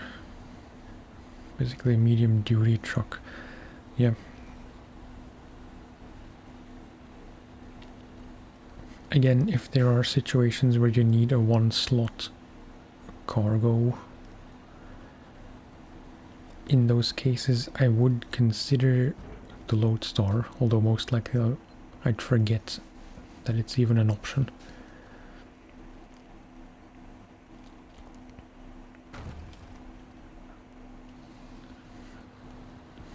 But I'm confusing the add-ons, I think.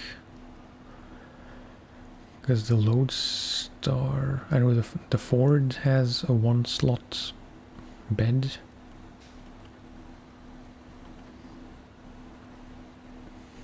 I'm pretty sure the Lodestar doesn't. It's just the pickup add-on, the van body,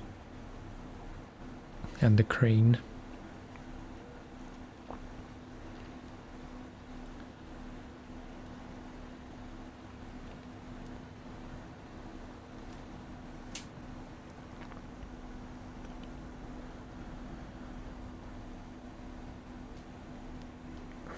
It's kind of struggling.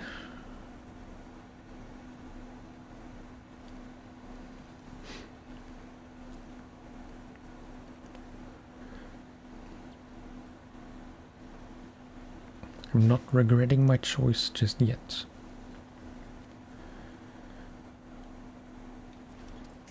But I'm starting to. Glad I got the advanced medium winch.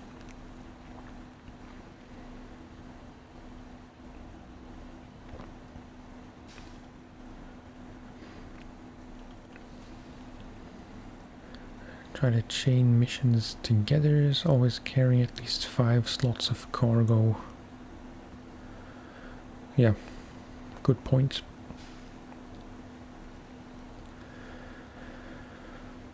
That's already too much thinking for me. Like,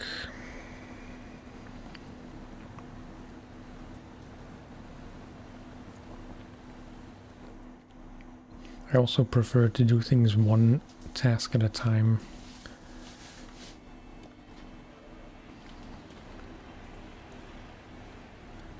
But if I were multitasking,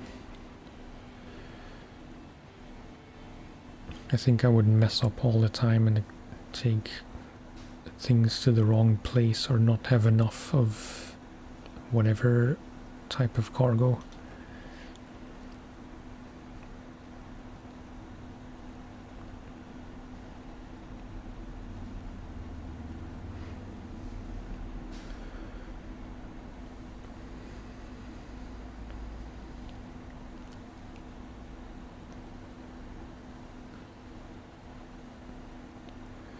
I can see some places where you could unload said cargo to a small truck. Yeah. That's... I mean, I don't think I mentioned it specifically because I was struggling to explain myself. But when I was talking about being as efficient as possible, by positioning trucks in certain places for refueling or craning or whatever. A better example is what you just said, but maybe in reverse. That if a pickup spot is hard to reach, you take a 2-slot truck, take it to the pickup point, and from there to a bigger road, and crane it over to a semi-trailer or twin steer or whatever bigger trailer truck thing.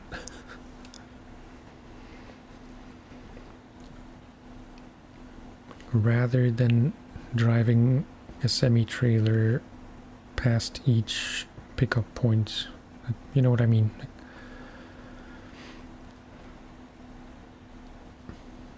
Taking a bigger trailer or truck into tighter spaces to pick up the cargo straight away instead of, you know, using smaller trucks to do the initial pickup or the final delivery. But longer, easier stretches in bulk, so to speak. That's something I wish I could use, or like something I had the brain power to do more often, because it usually saves a lot of time. But I struggle to think all of it out in a way that makes sense, and like truck choice comes into play a bit more in those situations.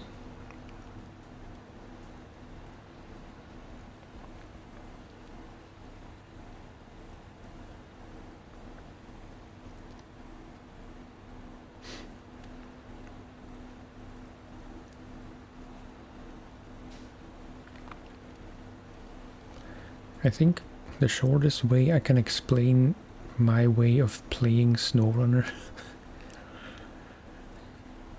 is that I like to plan things out. I'm just not good at planning things out quickly.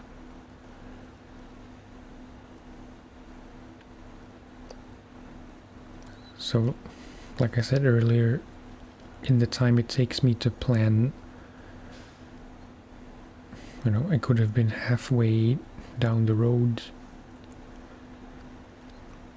And so by trying to be efficient and making an efficient plan, I'm actually being inefficient instead of just doing whatever is simplest and the most obvious. Keeping in mind any known pitfalls or tricky spots.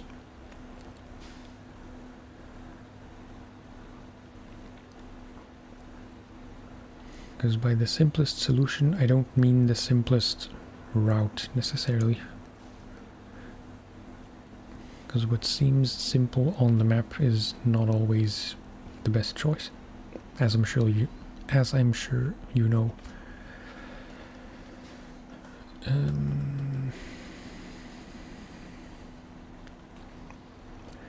Also, I haven't really paid attention to it much, but I think it's safe to say that when I'm playing by myself on PlayStation, I do a lot more planning because there's no one waiting for me just to continue playing.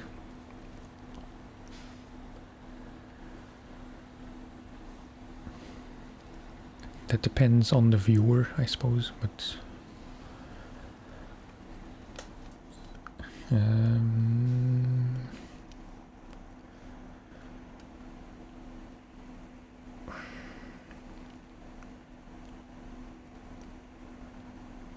not entirely sure I can make it there and back again without refueling, so I think I'm just gonna refuel quick.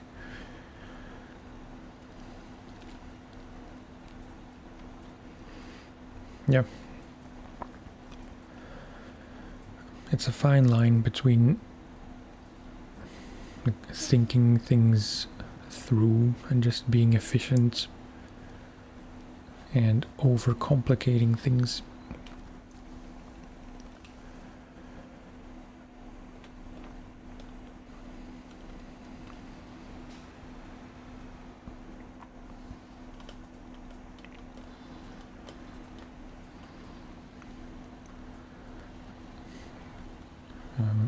No, I pretty much made my point,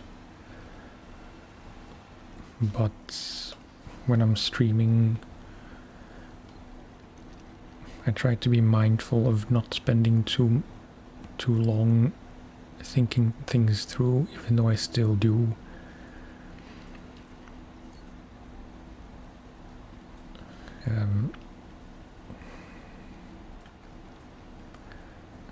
Yeah.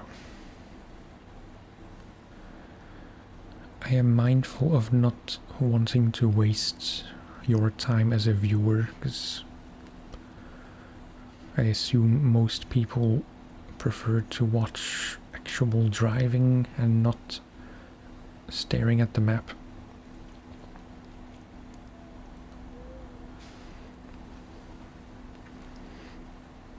Yeah, exactly.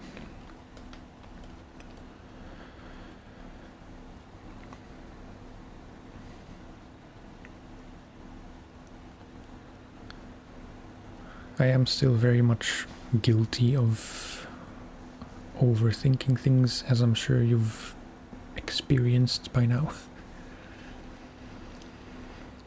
But it's much worse if I'm not streaming. You'll just have to take my word.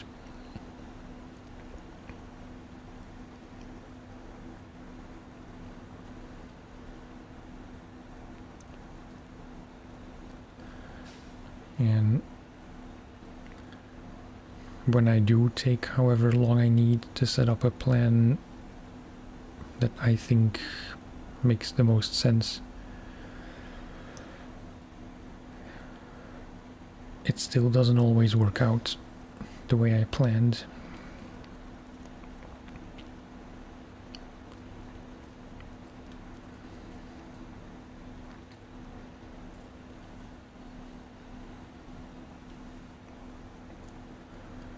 Analysis paralysis. It's a very fun term. I should have heard of that by now. I know option paralysis, but that's not really the same thing. Plus, it doesn't rhyme as pleasingly as analysis paralysis.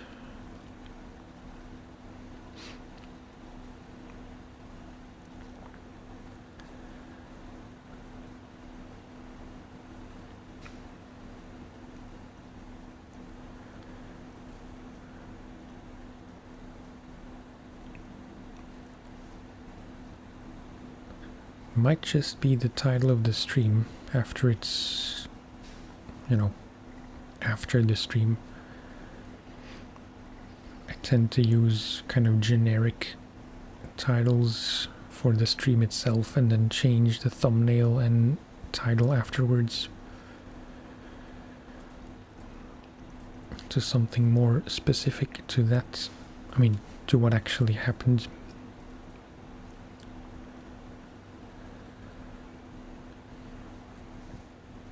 This one will probably be analysis paralysis.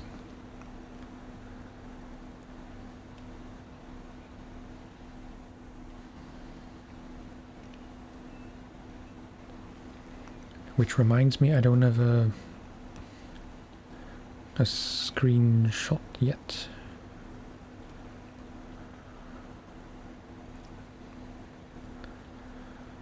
So yesterday there were a few very nice shots of the White Western with long logs.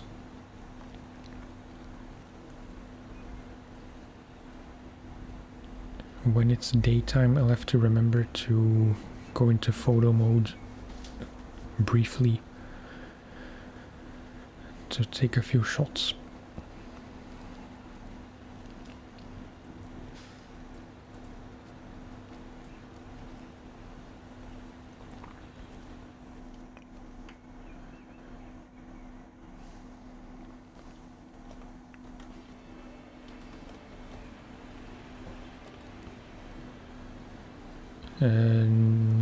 Wait, yeah, I always get a bit mixed up with this gate.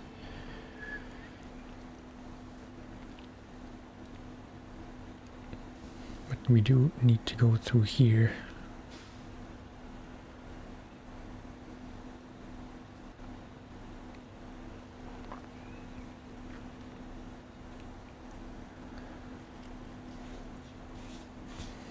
Maybe try and go around the outside a bit more, because this was pretty sticky. Although now it doesn't matter much because we're not carrying any cargo.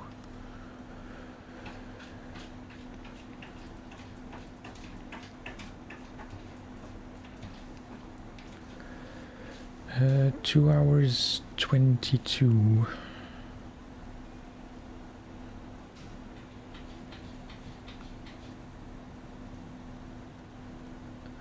I like to think we should be able to get this contract done. And then next time it's just gonna be the last one for all the stuff in Drummond. And selling all the trailers.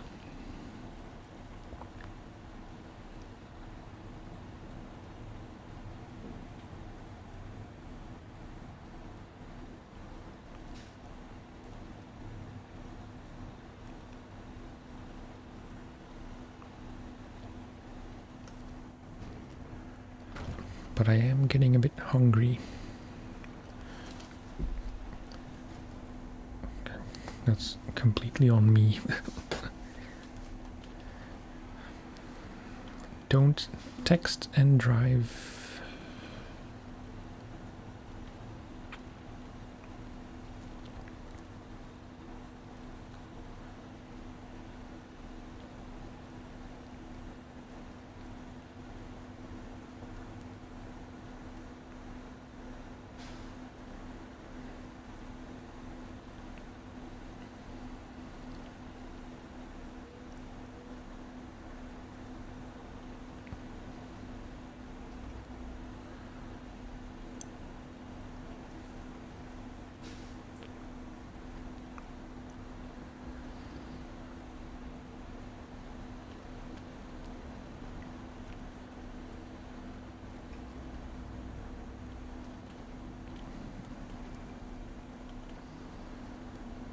Yeah.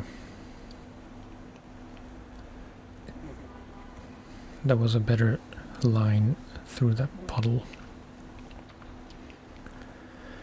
I do, yeah.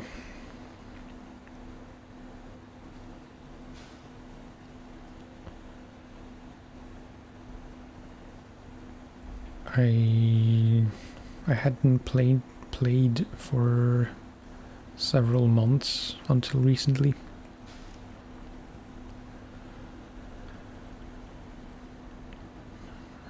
I think around the same time when I started streaming SnowRunner, I got back into it.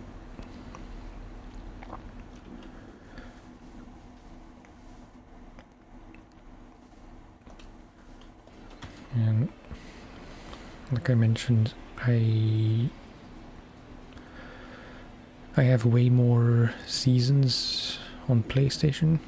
So far on Steam I just have the Year 1 pass,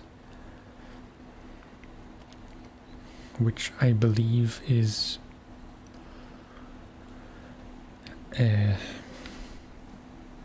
Kola, Yukon, Wisconsin, and Amur. Amur. I never know quite how to pronounce it.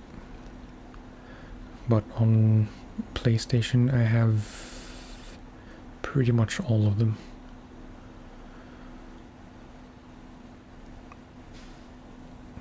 can't say exactly which ones I don't have yet, but maybe the last 3 or 4 seasons I don't have.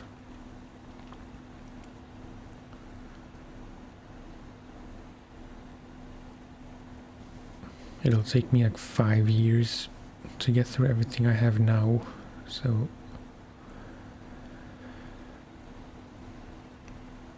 and on Steam I don't want to splurge all in one go, because you know, I probably bought all the PlayStation stuff on sales as things went on sale, or maybe there was a big discount some time ago, a long time ago, where all the year passes up to that point were heavily reduced in price.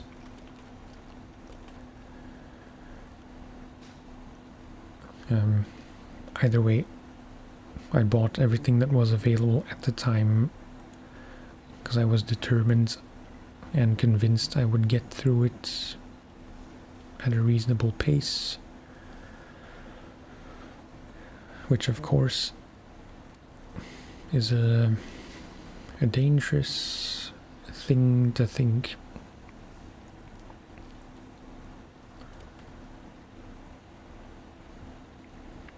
Because I know I get burned out of this game, you know, fairly consistently. I'm really trying to keep these streams going because I know they're fun. And at this point, I kind of feel like I have quite a few subscribers who subscribed specifically for SnowRunner.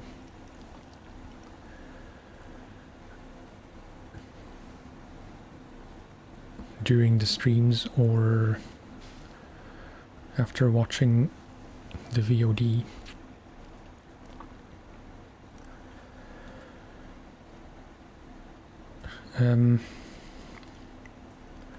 Why did I decide to buy it again?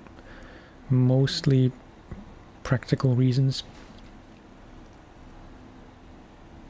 Maybe only practical reasons. In short, I used to record everything on PlayStation, and I didn't really stream at all until sometime in January or February.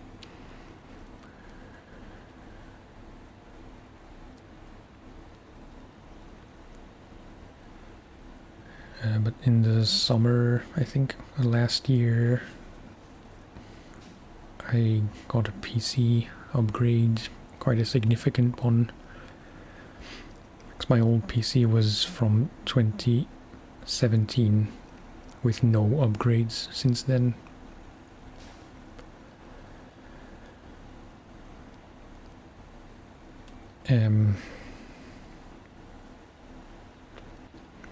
So yeah, got a better PC which could easily stream and record and play pretty much everything in 4K,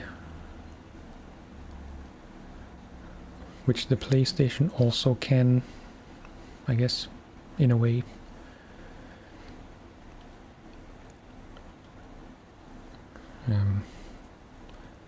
But yeah, just I bought that PC, the new one, mostly for video editing purposes. Like, I noticed that my old one was struggling quite a bit and rendering was kind of slow, it was getting a bit noisy. I knew everything in it was kind of old.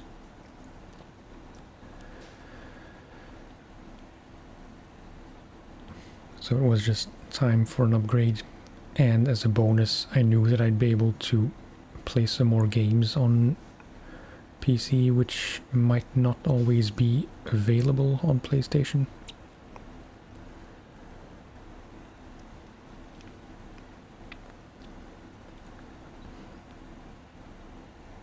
I didn't really intend to fully switch over to PC for all my YouTube stuff, but that's how it turned out, pretty much. Like,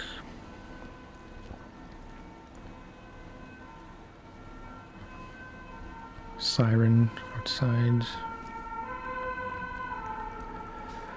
I still have some games which I bought on PlayStation specifically to make videos of them, and also because I wanted to play them, of course.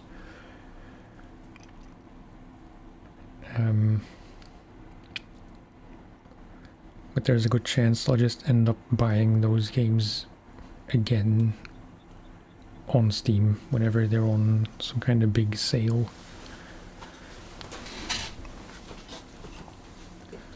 Games like Far Changing Tides, East Shade, which I did end up buying again on Steam after not having played it on PlayStation.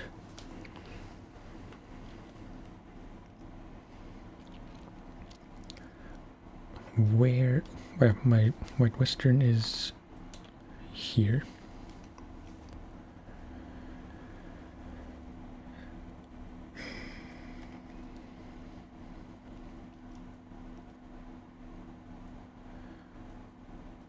I think I do want to go get the trailer.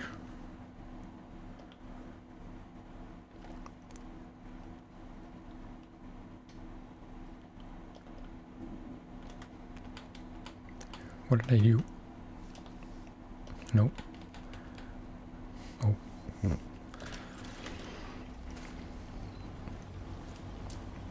And yeah, I tried streaming on PlayStation twice, sometime last year, maybe 2 years ago by now.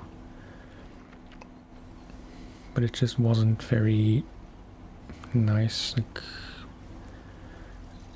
you have nowhere near the flexibility of OBS.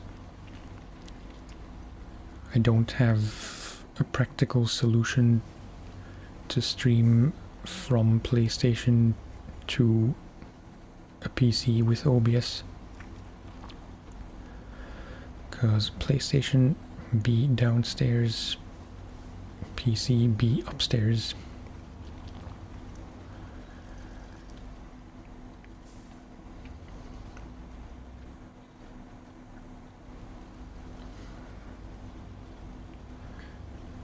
And yeah, I don't really know why I decided to stream SnowRunner specifically, if that answers your question. I know it's a game I really like. I like to think I'm not terrible at it.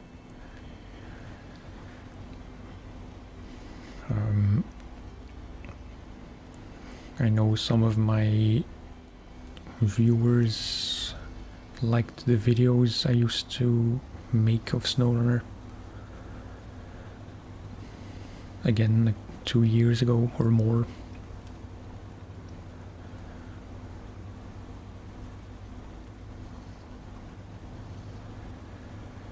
They were by no means very good videos, if I may say so myself. That's not being falsely modest, it's just I didn't spend as much time on them as I should have. I wasn't sure how I wanted them to be, like mostly unedited or very edited or somewhere in between.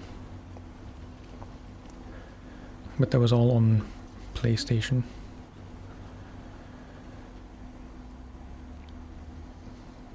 And since I wanted to start streaming SnowRunner again, the only real option was to start over and buy it again on Steam.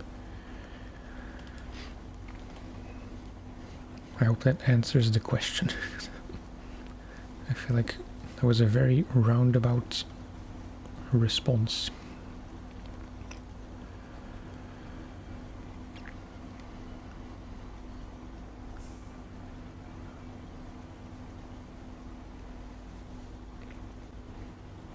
Of course, I didn't necessarily have to start over for the streams, but I like continuity. Maybe to a fault sometimes. So, and I just thought it might be fun to experience the game again, even though I'm pretty sure as I progressed on PlayStation, I had decided that I'd never want to play it again because some parts were just so grueling.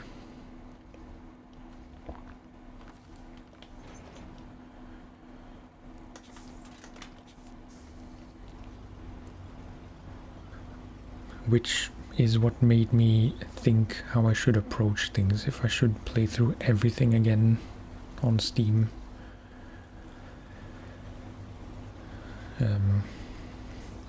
Or skip to the regions I hadn't played on PlayStation, or you know, the regions I haven't played.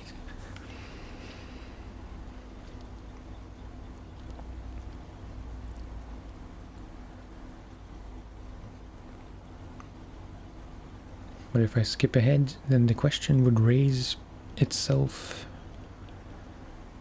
which region I would skip to. Because I could skip ahead to Amber on Steam for the streams.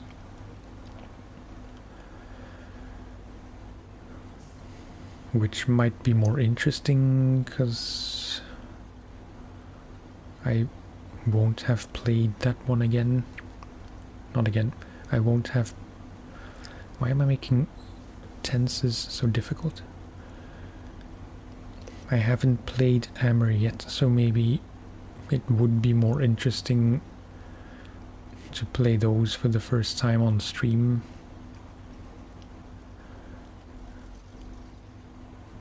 In my mind, it's just gonna result in more frustrating streams because I'll have to figure everything out for the first time. All the specific struggles for whatever region. You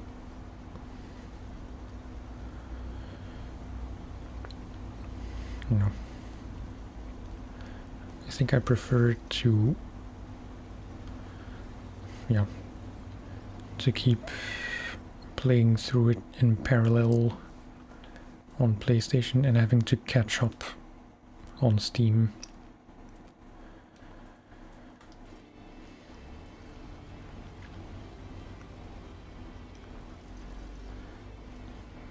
Because that makes the stream playthrough a bit more chill.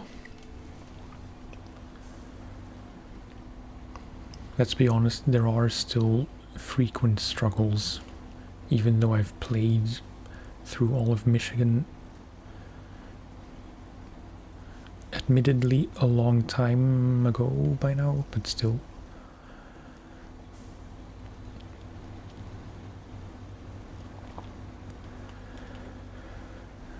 I guess it comes down to what people like to see more.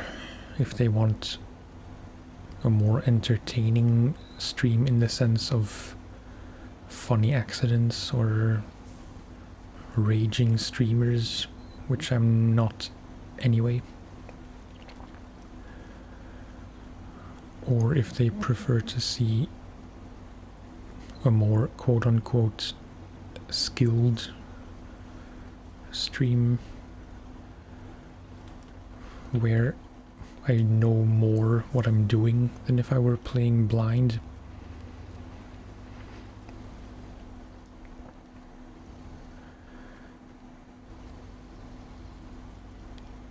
For this kind of game, I think personally I lean towards the latter.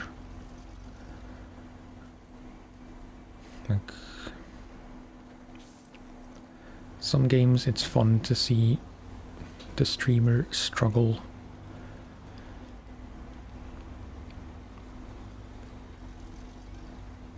but for sim kind of games, I think it's a bit more fun to watch someone who kind of knows what he's doing most of the time.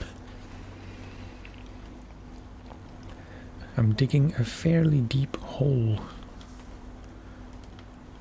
by pretending to be more skilled than I am.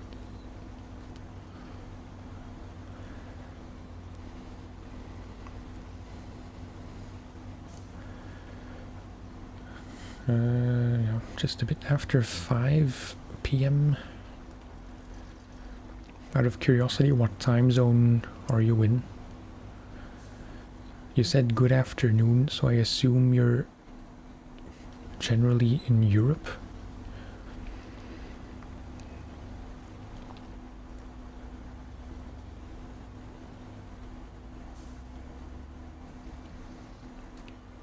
Unless you are being very sympathetic and you know that it's afternoon for me, which would be kind of impressive.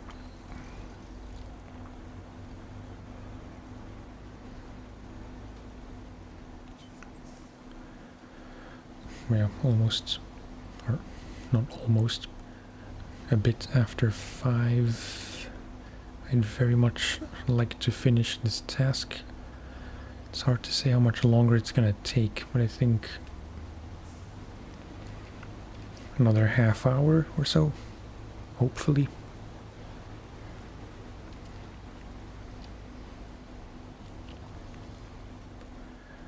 My wife alluded to cooking today. Generally, I'm the cook in the house.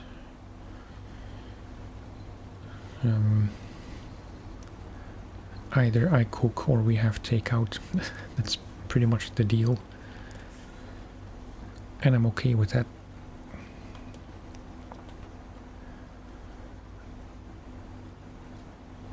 But I wasn't sure how to prepare what we're going to be making today. So she suggested tentatively that she could cook today.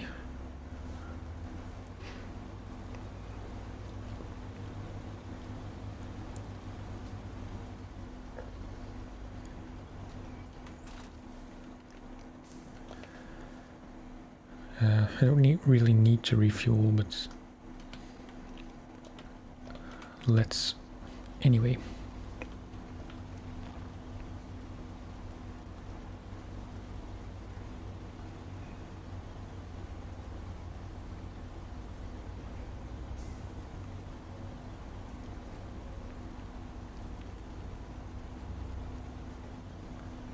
On paper, it's just this kind of long trip.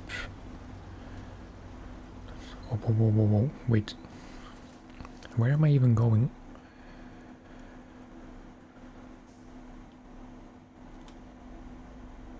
Because I need medium logs. I can pick those up in Island Lake. I'm not sure if I decided definitively if I want to go straight to Island Lake from here, or through Drummond Island.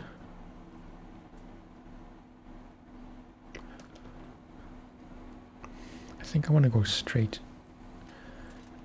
So maybe since we're already up here, I don't want to maneuver awkwardly to go down here.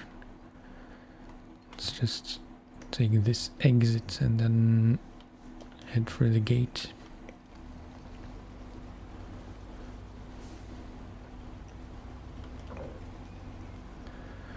And I completely lost my train of thought.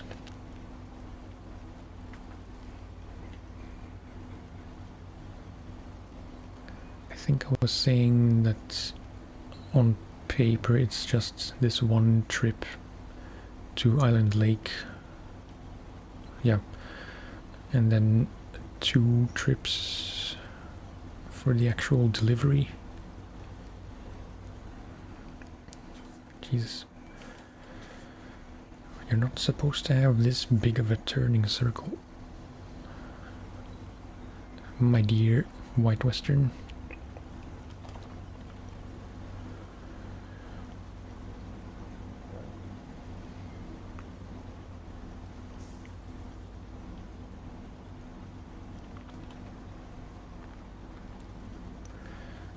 I'm hoping this is not the dumb decision.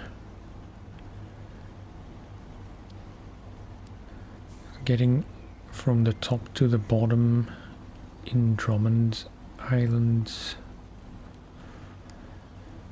isn't difficult, but there are some kind of muddy sections.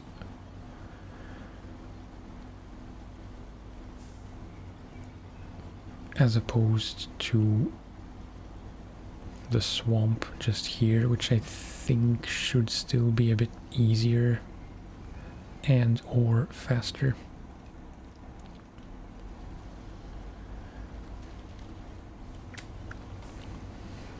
I'll accept a bit of damage.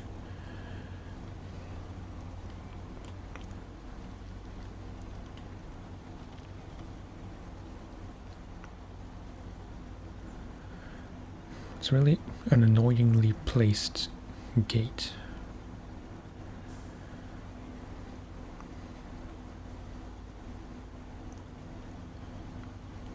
I never really consider going across the island in the middle.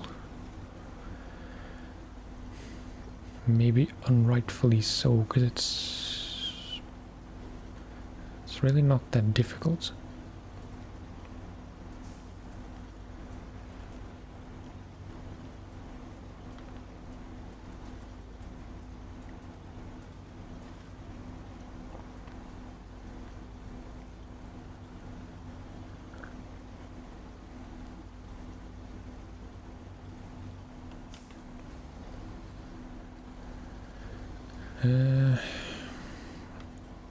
Whoa, what happened? Grass collision? I'm never really sure what the best route through here is, because I assume you can just cut straight to the house there.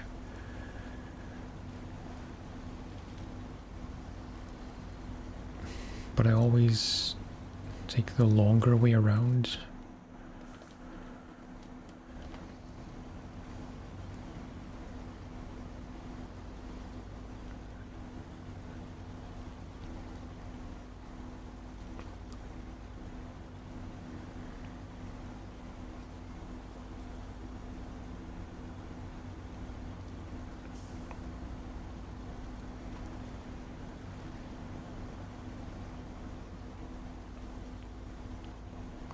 Surely you can just cut across. I never tried except for that one contest where you have to take, I forget what exactly, but some stuff from the warehouse near the Drummond gate to this house. But that was in the Royal, so it's maybe unfair to say that the White Western would do equally well.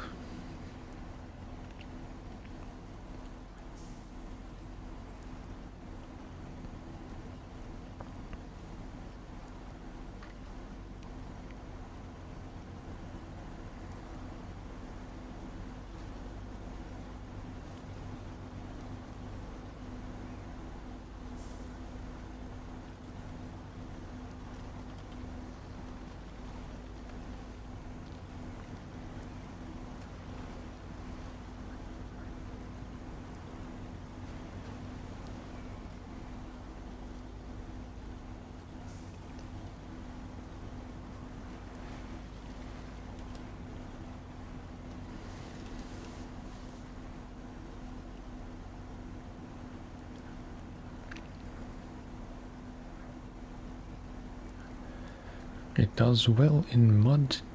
It doesn't do all that well in actual water.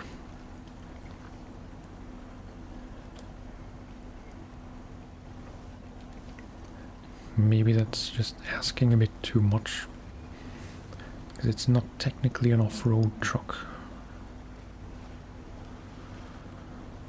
Just a very good heavy duty.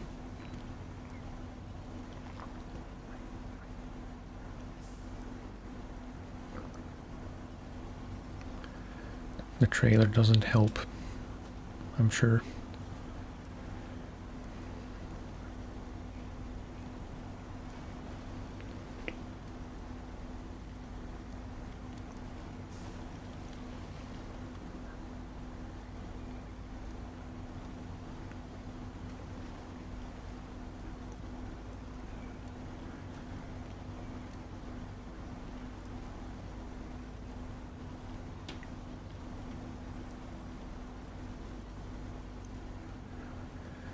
I'm starting to kind of feel it, that I've been streaming a lot this weekend.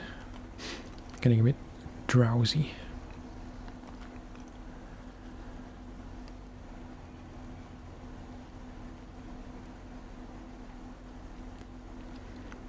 I still wonder what the actual differences are between this medium log trailer and the standard one.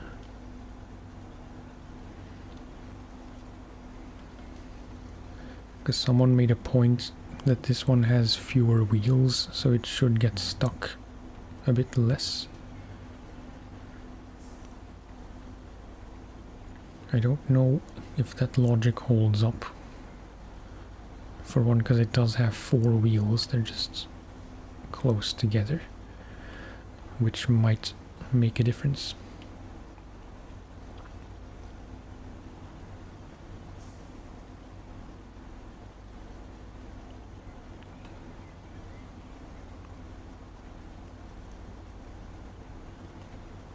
Can't really use diff locks.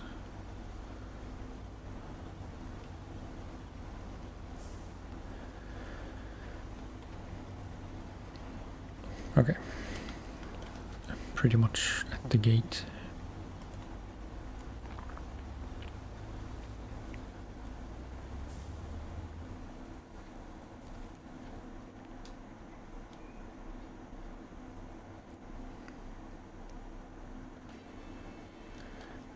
And now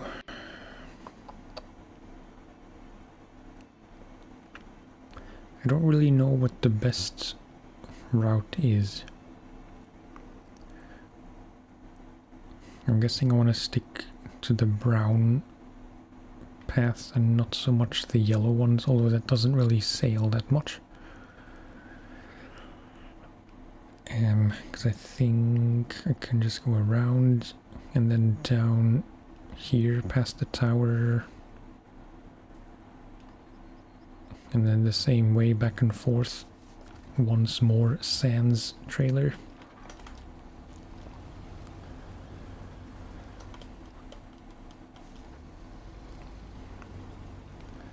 I will have to refuel at some point. It's hard to say when. There is a fuel carrier here, which is kind of convenient. I remember thinking if I should sell that one because it seemed kind of out of the way and pointless. I'm glad I didn't. And we have some fuel, not much, but enough left in here. So yeah, should be good.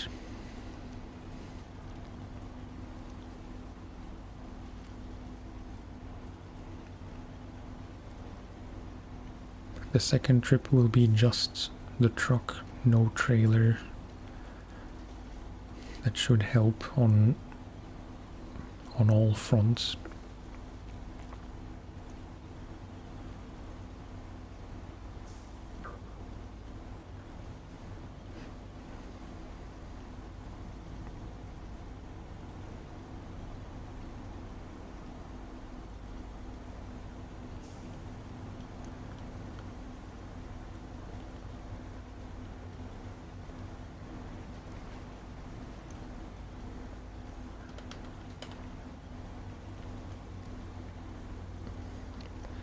High gear isn't really worth it.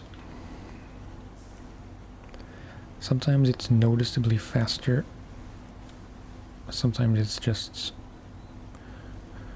more fuel consuming.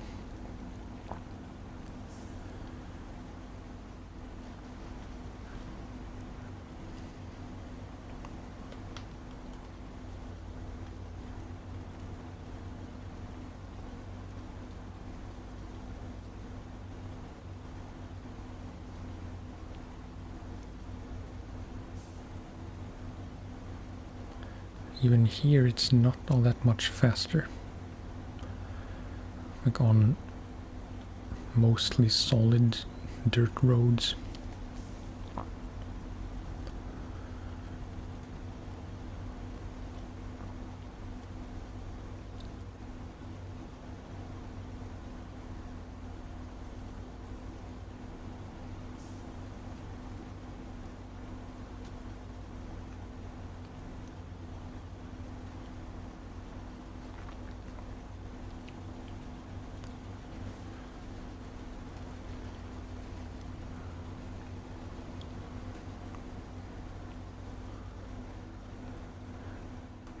Oh, okay. That was entirely my fault. Bad truck proprioception. How was that worse?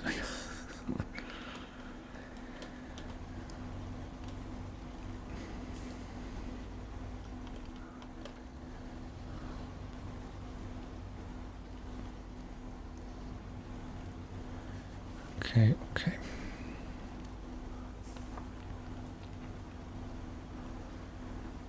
You know, you have to be careful on some of these trails because they're a bit, you know, gravity defying. It's not really what I meant, but I think you know what I mean.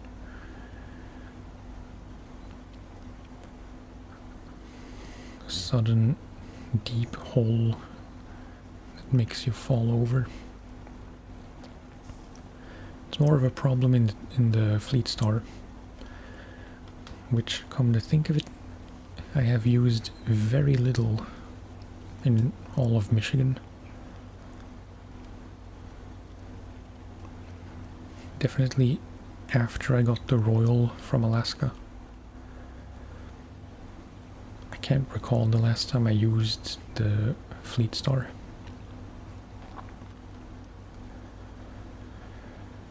Maybe I'm a bit over that truck. I used to really like it. I still do. It's very charming.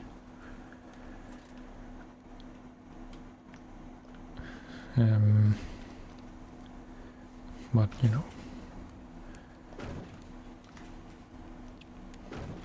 with where I'm at in my SnowRunner experience,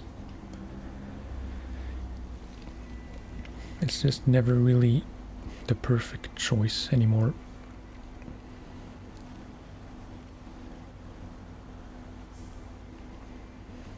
I still try to use it whenever I can, when it is just a good choice.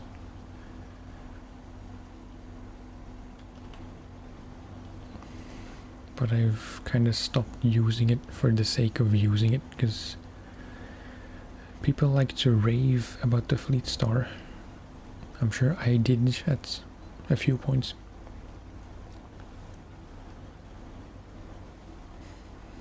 Oh yeah, no problem. I was wondering if maybe you'd fallen asleep, because it happens to some viewers.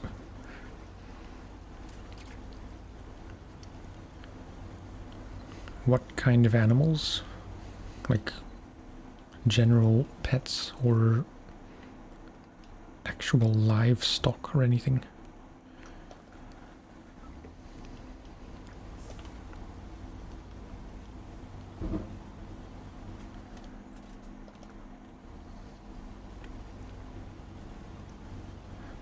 I was wondering what time zone you were in, but I assume you were gone when I asked.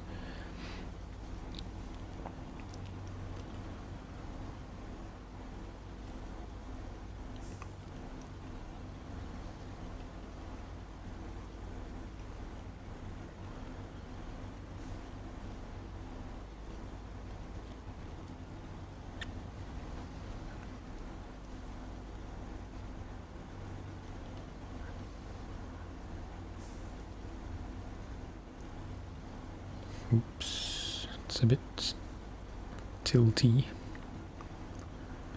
Your dad's pigeons. I was not expecting that answer, to be completely honest.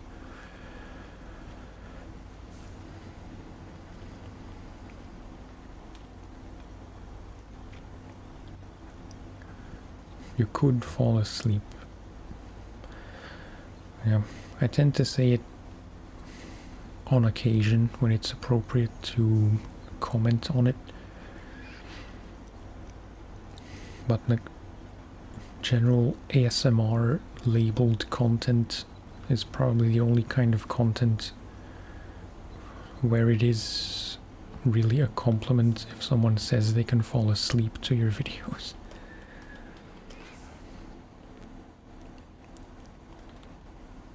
Not a huge fan of this.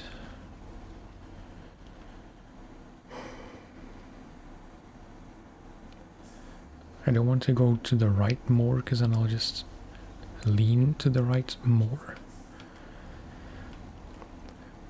Oh, in France, okay. So exactly the same time.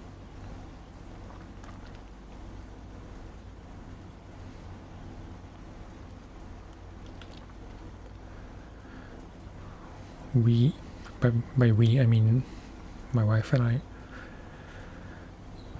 we were in Paris last weekend.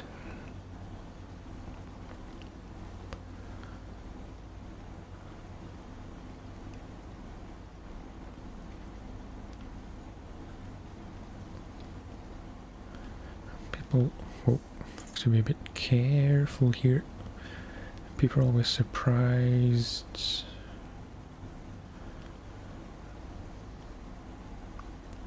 No. I don't know how common it is still, but it is, or in my mind, it's very much an old people's hobby.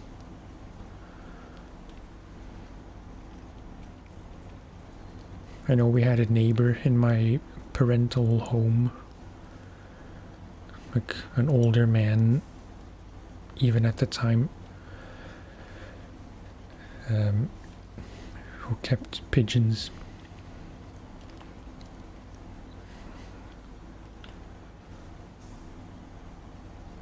Could get kind of annoying because he was training them. I don't know if that's a dumb addition to add.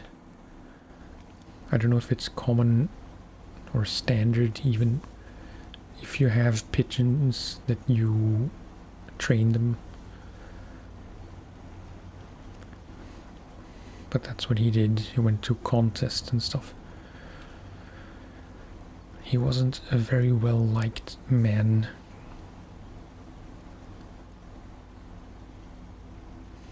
Among the neighbor kids, that is. We were all kind of scared of him because he was the kind of neighbor who would not return your footballs if they accidentally landed in his yard.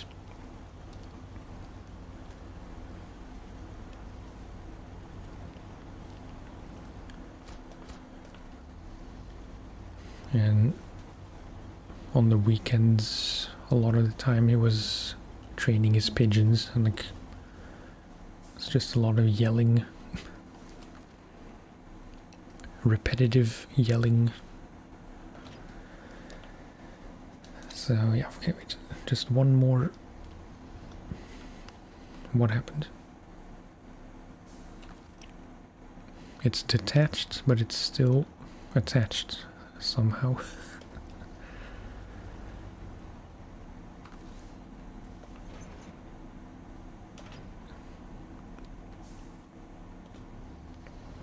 Interesting. Pretty popular in northern France, Benelux. Yeah.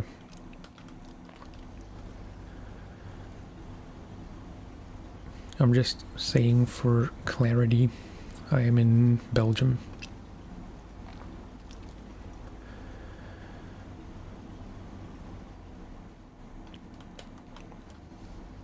I don't know if that was clear at all, or if it's mentioned anywhere.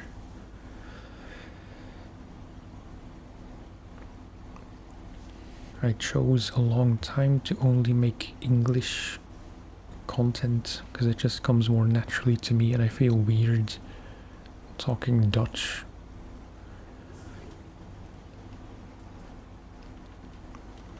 Or Flemish. Whatever your political inclination is.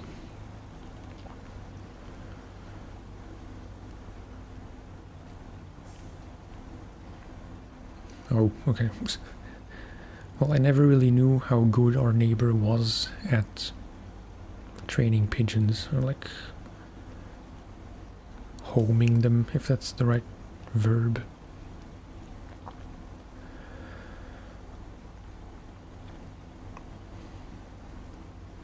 I would try to mimic what he did, or did to like some kind of impression, but that's just going to be obnoxious.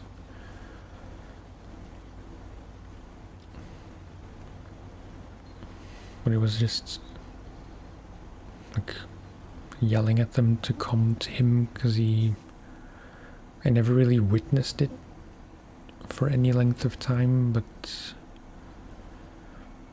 I imagine he was just releasing them and then yelling at them a specific way to make them come back. This is not the right way. Ugh. I knew these bridges didn't look familiar.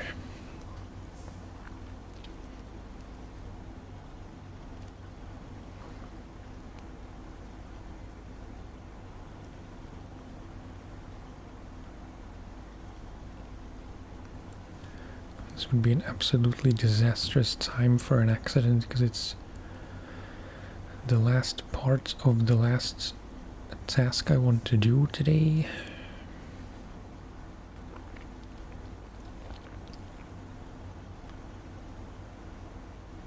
Well, yeah. That's semantics, I guess. When I say yelling, I mean calling. Calling and yelling to me are both loud ways to use your voice. And when you're trying to sleep in on a Saturday or a Sunday even, that's just not something you want to wake up to. And my room was at the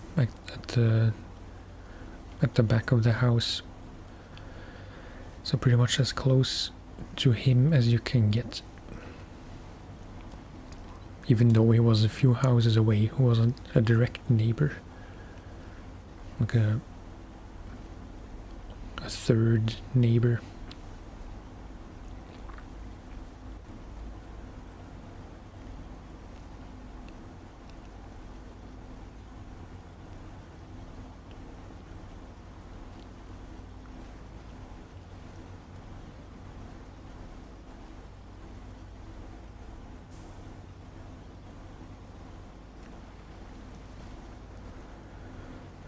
I think my estimation is going to be just about right.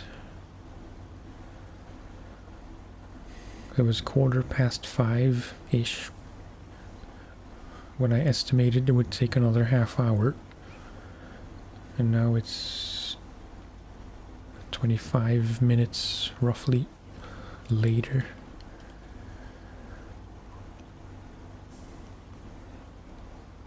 So probably more like, 55 minutes instead of 45.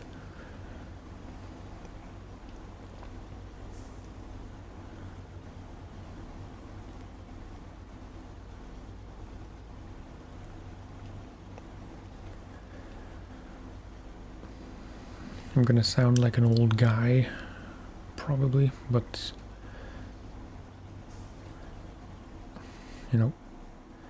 talking about that neighbor makes me wonder how he really was as a person. because I never really knew him. Like I never talked to him except at best nod my head and say something under my breath when I came home from school and he was outside in front of the house or something. No. Oh, Jesus Christ.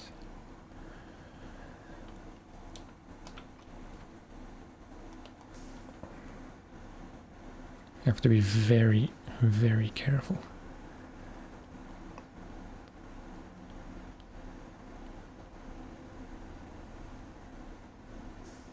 Okay. Jesus. Minor heart attack.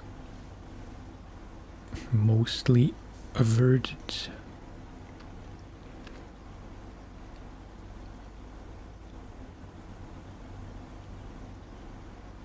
Maybe I was overreacting, but it really looked like it was gonna fall over.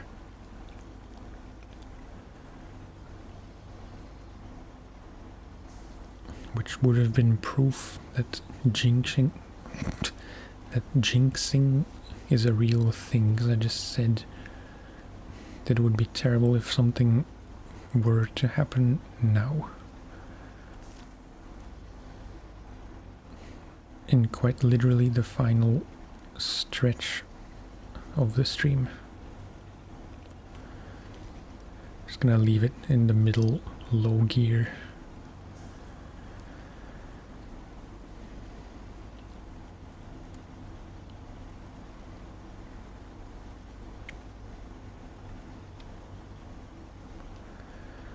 Yeah, I think it also goes to show that it's generally a bit better to use the medium log add-on and a medium log trailer,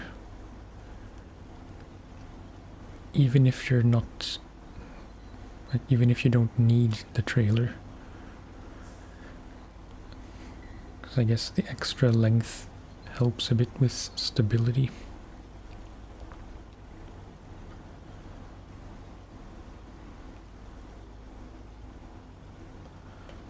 This is a bit too painfully slow.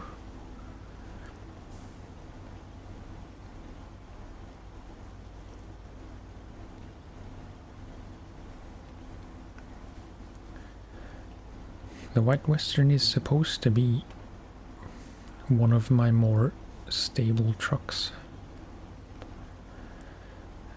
Definitely more so than the Fleet Star.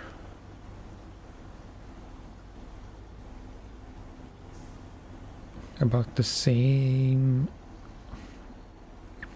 Okay, wait. Nope.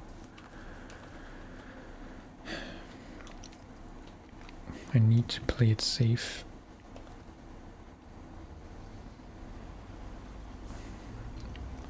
Was not necessary.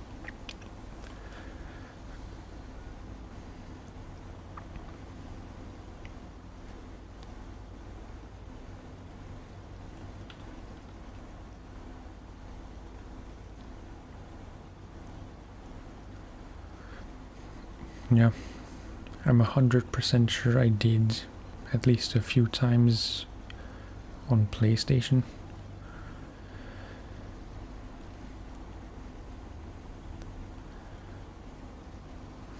But, you know, considering there are better off-road trucks and just better trucks in general than the Fleet Star, I decided to not use the raised suspension and just have it in the stock suspension with smaller tires, which in theory should make it at least a bit more stable. It's hard to say how much it helps, but I think it does.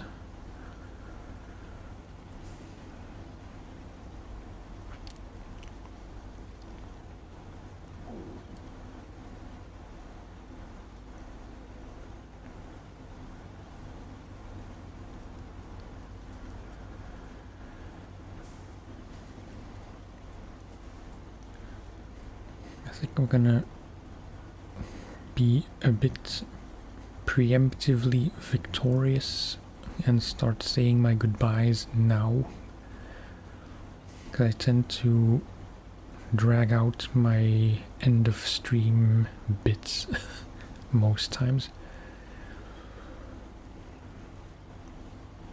So yeah, that's gonna be it for this one. Complete, rank 20, a bit over 17k.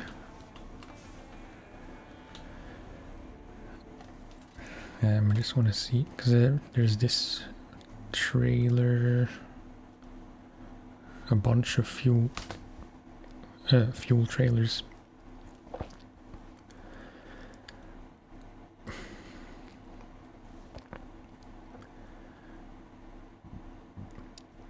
It's too soon to start planning that now, like the trailer roundup, because we still have one more thing to do.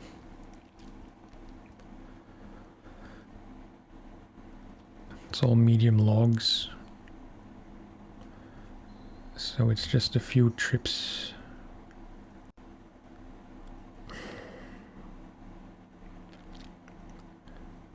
I'm backtracking mentally.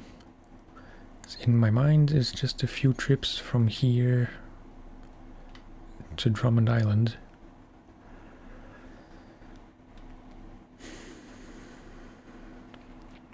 Two trips to be precise. 2 times 2.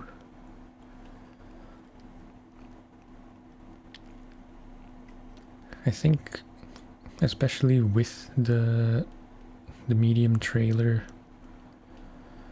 we should be fine. Like, there shouldn't be any major mishaps, I think. I know there are a few spots along these paths where you have to be really careful, but generally I think it should be okay. The alternative is to take medium logs from here, and then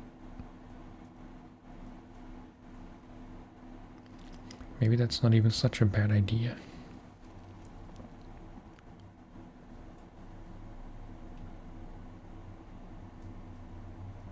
There's a good chance I will do that. It'll mean having to drive back with the White Western with the trailer, because I don't want to sell it and lose money. Drive it back all the way here. Pick up 2 medium logs. Up the road to Drummond. And then, yeah, the same again. So I have a feeling that it's not the safest choice to use the logs from Island Lake, because the route is much more risky there, as we've just seen. So yeah, I think that's going to be the plan. And then for the trailer roundup, really all I should need is the White Western or whatever truck with low saddle. Then I can take any semis I have lying around still, and any of the 4-wheel trailers, and a scout for the few scout fuel things that are still scattered around. But yeah, that's all gonna have to wait till next time. I hope I will remember what I just said I would do.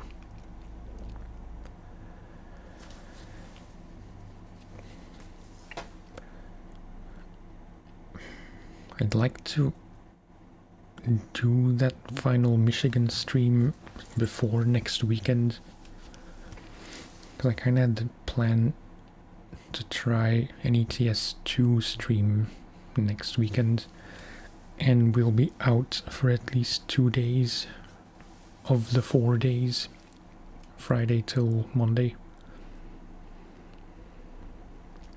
To clarify, my weekend will be from Friday till Monday, including Monday, because it's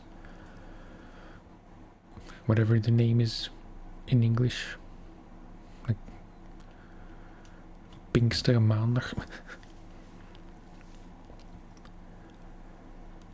But we'll be out from Sunday till Monday, and probably till pretty late on Monday, so I'll only have Friday and Saturday to stream, I think.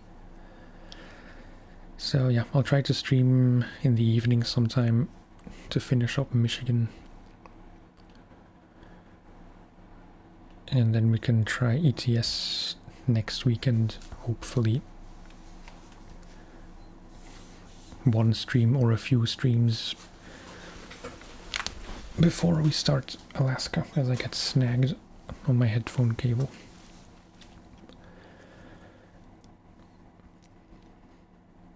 In my defense, I warned you that I tend to drag out my end of stream speeches, so I'll try to be brief. Thank you for watching, thank you for chatting, thank you for hanging out and being an overall nice person to have on the stream. Enjoy your dinner if you still need to have dinner. And yeah, talk to you next time. Bye bye.